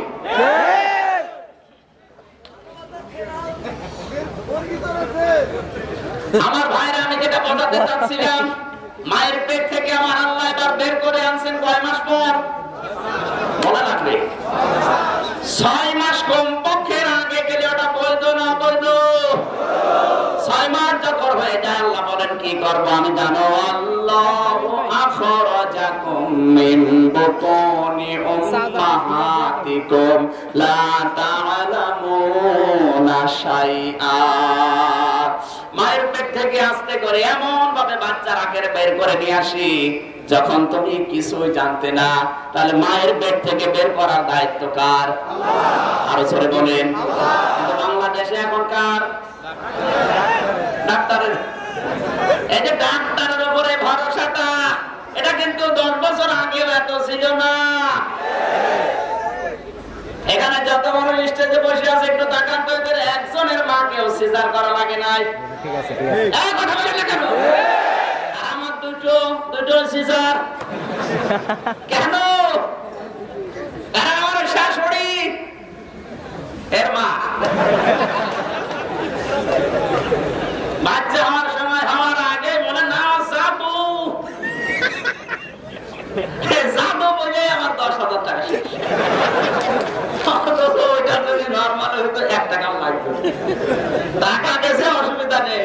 কিন্তু এই যে জাদু বলে মেয়েটাকে আপনি যে সারা জীবনের জন্য অকর্মা করে দিলেন, নিচে নামা লাগবে না? এখন জাদু বলে টান দেওয়ার পরে হচ্ছে তাদের বাঁচাতে কি সমস্যা আছে? আজ বাইরের দেশগুলোতে সিজার দিন দিন কমে যাচ্ছে। তারা জানে যে সিজার করলে ওই মেয়েটার সংসার করা 100 ভাগের 90 ভাগ শক্তি সমর্থ হারিয়ে যায়। অনেকে সে নামতে পারলাম না, যারা টের পেয়েছেন এটা বন্ধ করেন। হ্যাঁ, সিজার কখন করবেন? ডাক্তাররা বোর্ড বসাবে। সর্বশেষ যদি না হয় একেবারে সিদ্ধান্ত নিয়ে বোর্ড বসানোর পরে বলবে ঠিক আছে করে। আর এখন শুধু অ্যাম্বুলেন্সের একটু বাস না দিতে পারি, এমনকি আমার যে গাড়িটা, এই গাড়িতে হরেন লাগানো আছে, তো যদি অ্যাম্বুলেন্সের বাস না দেয় ডাক্তার মনে করবে কাজ হচ্ছে, আমি অস্ত্র কি জামাত। আল্লাহ বলেন আমি বের করব, আল্লাহু আখরাজাকুম মিন বুতুনি উম্মাহাতিকুম, তোর মায়ের পেট থেকে বের করার দায়িত্ব ডাক্তারের না, কার? আল্লাহ। এই দায়িত্ব যখন আমরা আল্লাহকে না দিয়ে ডাক্তারকে দিয়ে দিয়েছি, আল্লাহ বলে যা তোর দায়িত্ব আমি ছেড়ে দিলাম। ঠিক। তোর ওই হাইব্রিড বাচ্চা ডাক্তার দিয়ে আমি কেটে বের করব। তখন হাইব্রিড বাচ্চা দুনিয়ায় আসে, হাইব্রিড শয়তান হয়। ঠিক। শয়তান, হাইব্রিড শয়তান বাংলাদেশে এখন বেশি না কম? বেশি। এই চিন্তা না, হঠাৎ আঙ্গুল বলে কলা গাছ। অত জোরে চিল্লাবেন না, আস্তে চিল্লান, দিনকার ভালো না। হাইব্রিড মানুষ এখন দেশে নেই, আছে।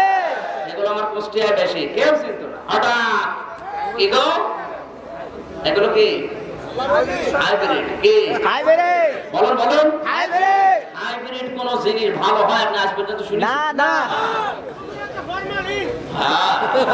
ইউরিয়া সার মারা, ইউরিয়া সার।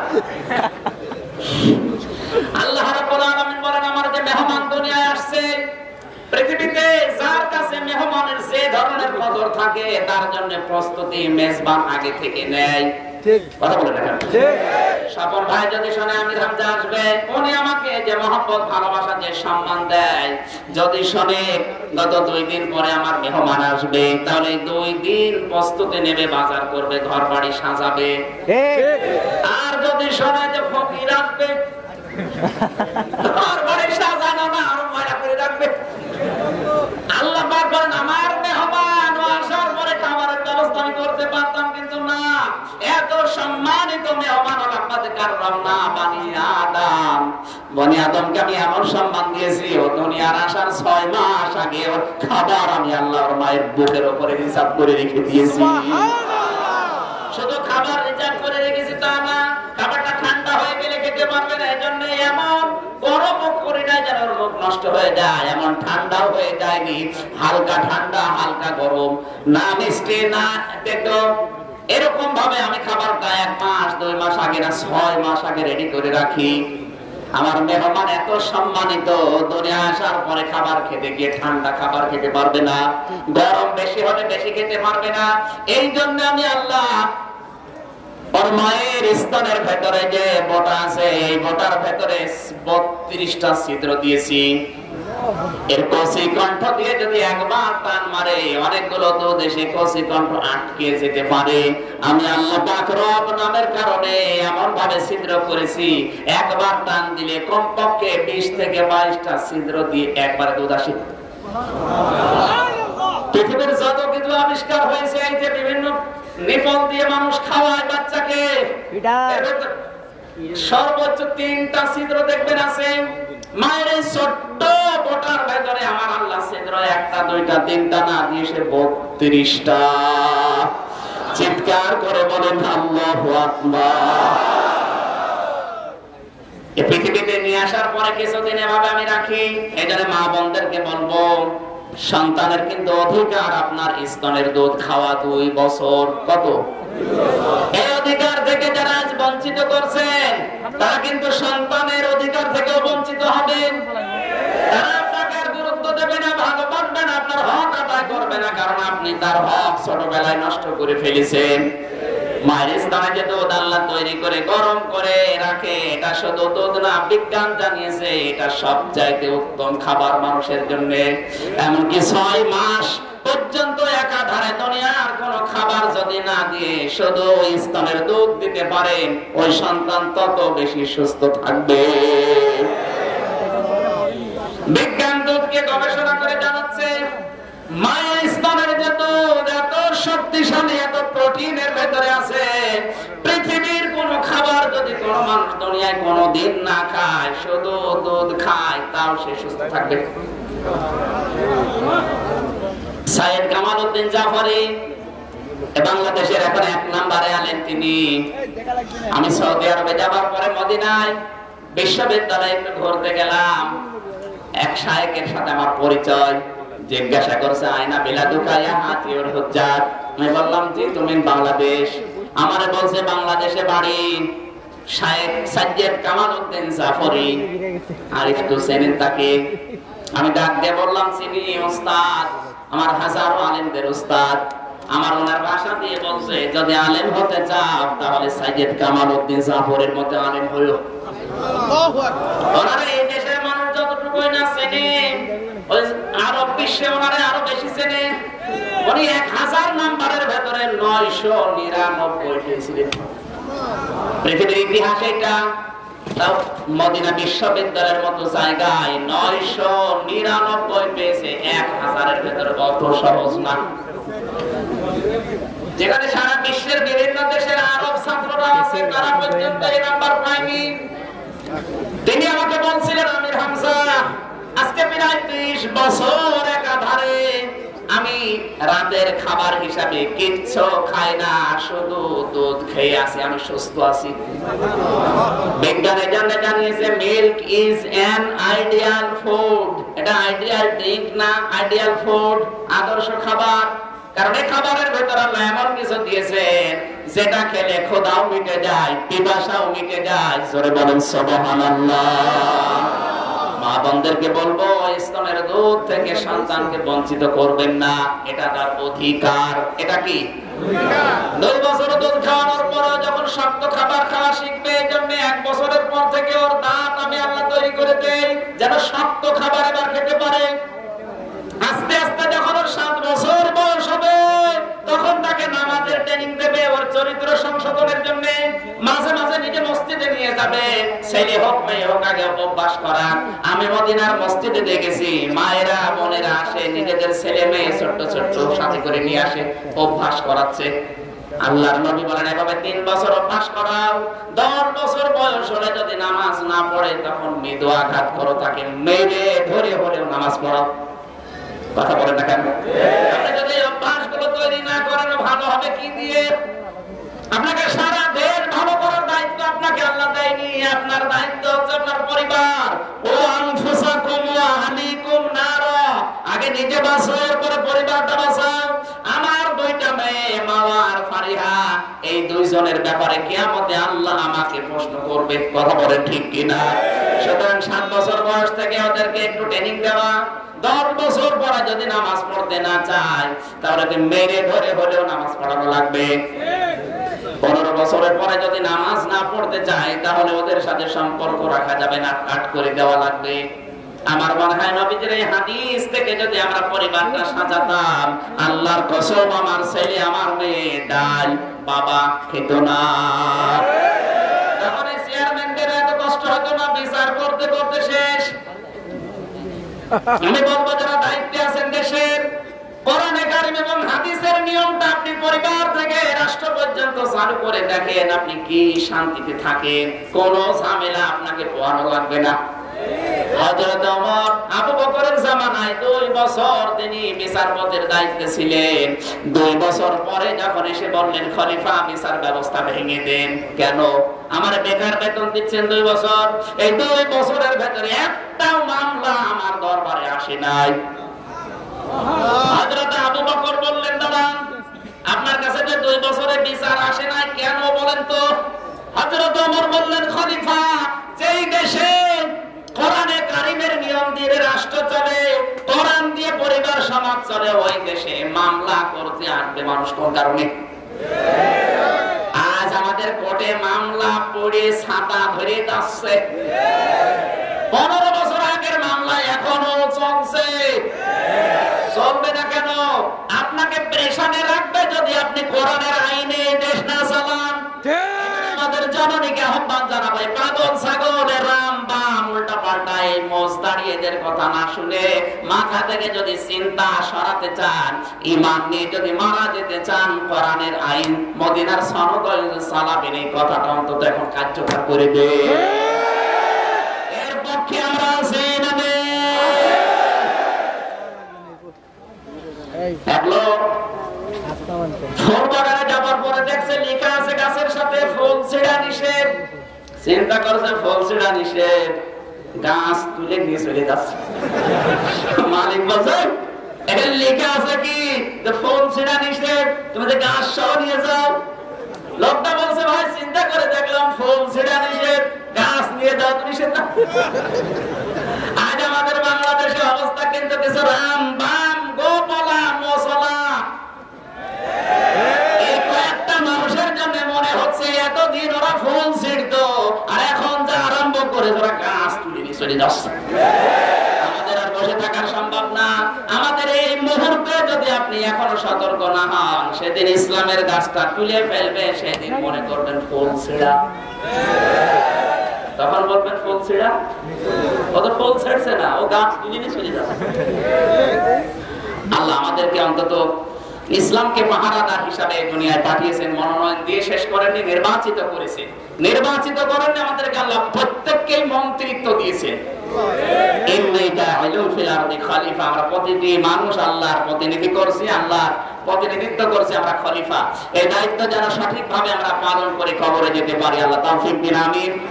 আমার লিখিত 4টা মতো বই আছে, আমার এই যে স্টেজের পেছনে কালো গাড়ি আছে, যদি সময় পান যাওয়ার সময় নিয়ে যাই, অনেক তথ্য পাবেন ওখানে। আসসালামু আলাইকুম ওয়া রাহমাতুল্লাহ। আমি সভাপতির অনুমতি নিয়ে মোনাজাত করে আজকের এই 5 দিনের অনুষ্ঠান শেষ করব। একটা লোক মুসলমান হতে এসেছে, এক হিন্দু মনে হয়,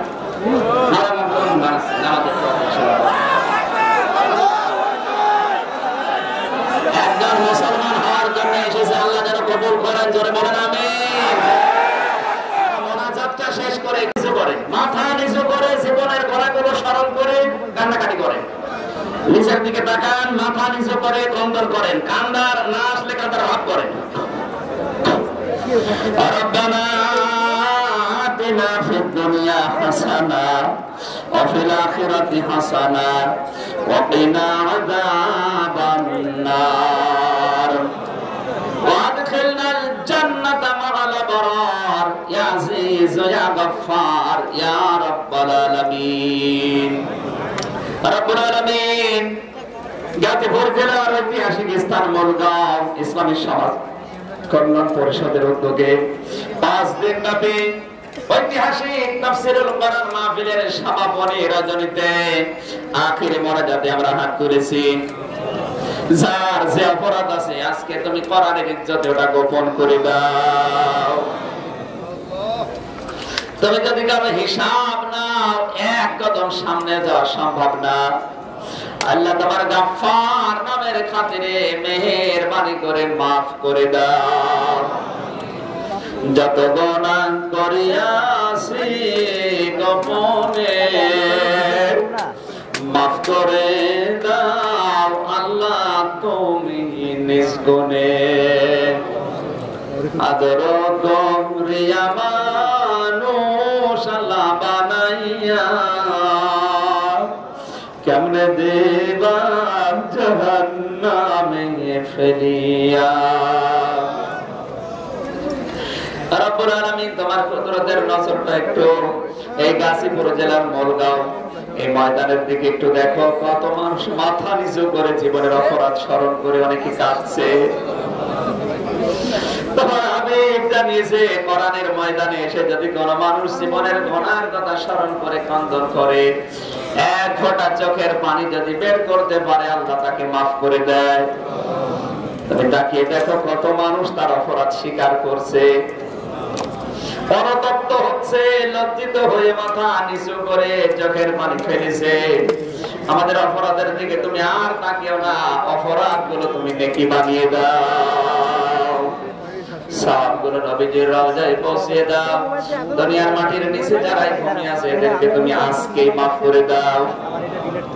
এই মাহফিল বাস্তবায়নের জন্য যা শ্রম দিয়েছে এই যুবকদেরকে আল্লাহ তুমি আর খারাপ পথে দিও না।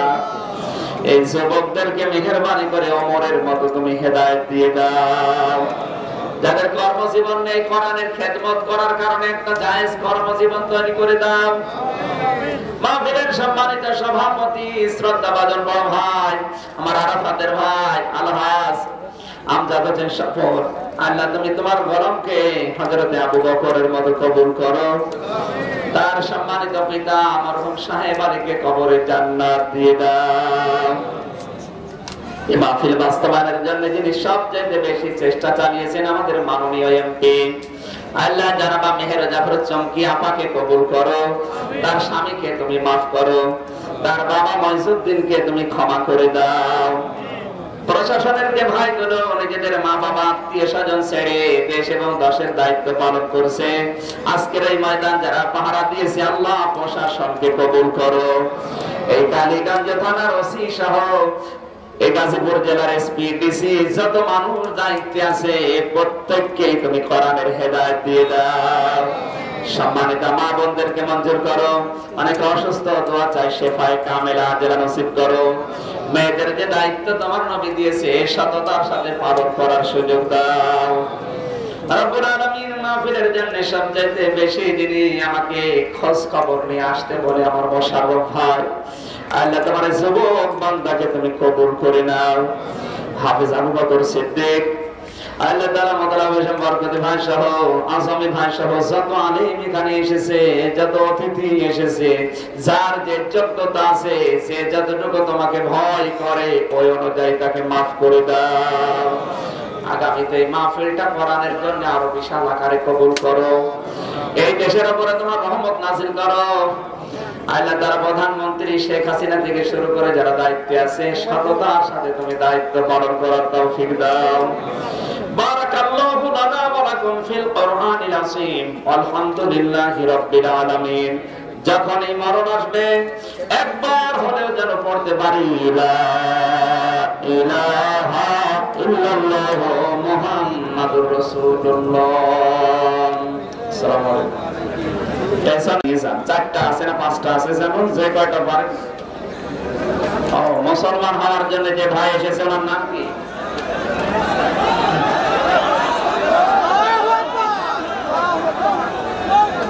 নন্দন, ওনার নাম নন্দন। ওনারা আমরা একটা নাম পছন্দ করে দিলাম, নাম নন্দন থেকে আজকে পরিবর্তন করে রাখলাম। কি কোনো নাম আছে পছন্দ করা নাম আছে?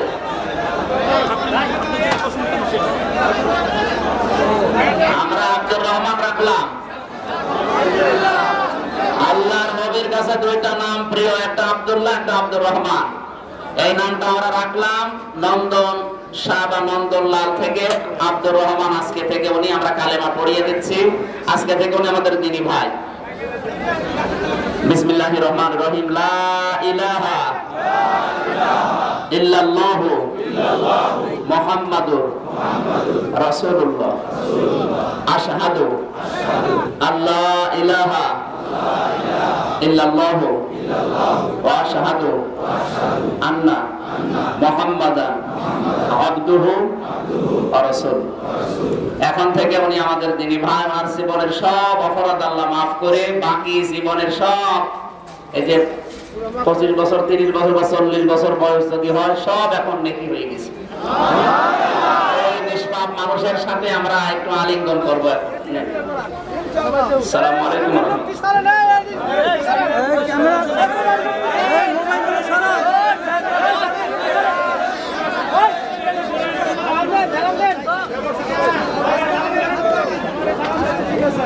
আসসালামু আলাইকুম দেন।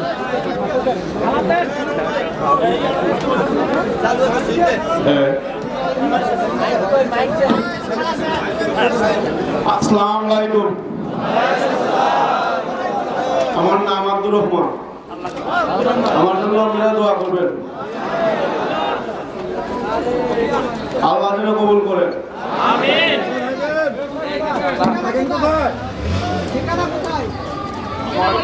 জন্মস্থান সুনামগঞ্জ, জামালপুর বাজারে।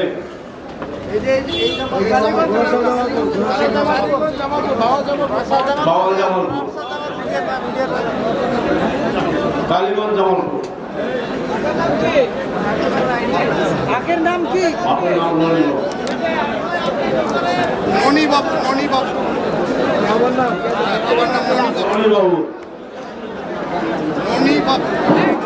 সম্মানিত ভাইরা, বইটা যাওয়ার সময় নিয়ে যাবেন। আপনাদের জন্য আমি নিয়ে এসেছিলাম, যাওয়ার সময় গাড়ি স্টেজের পেছনে আছে, নিয়ে যান। এখানে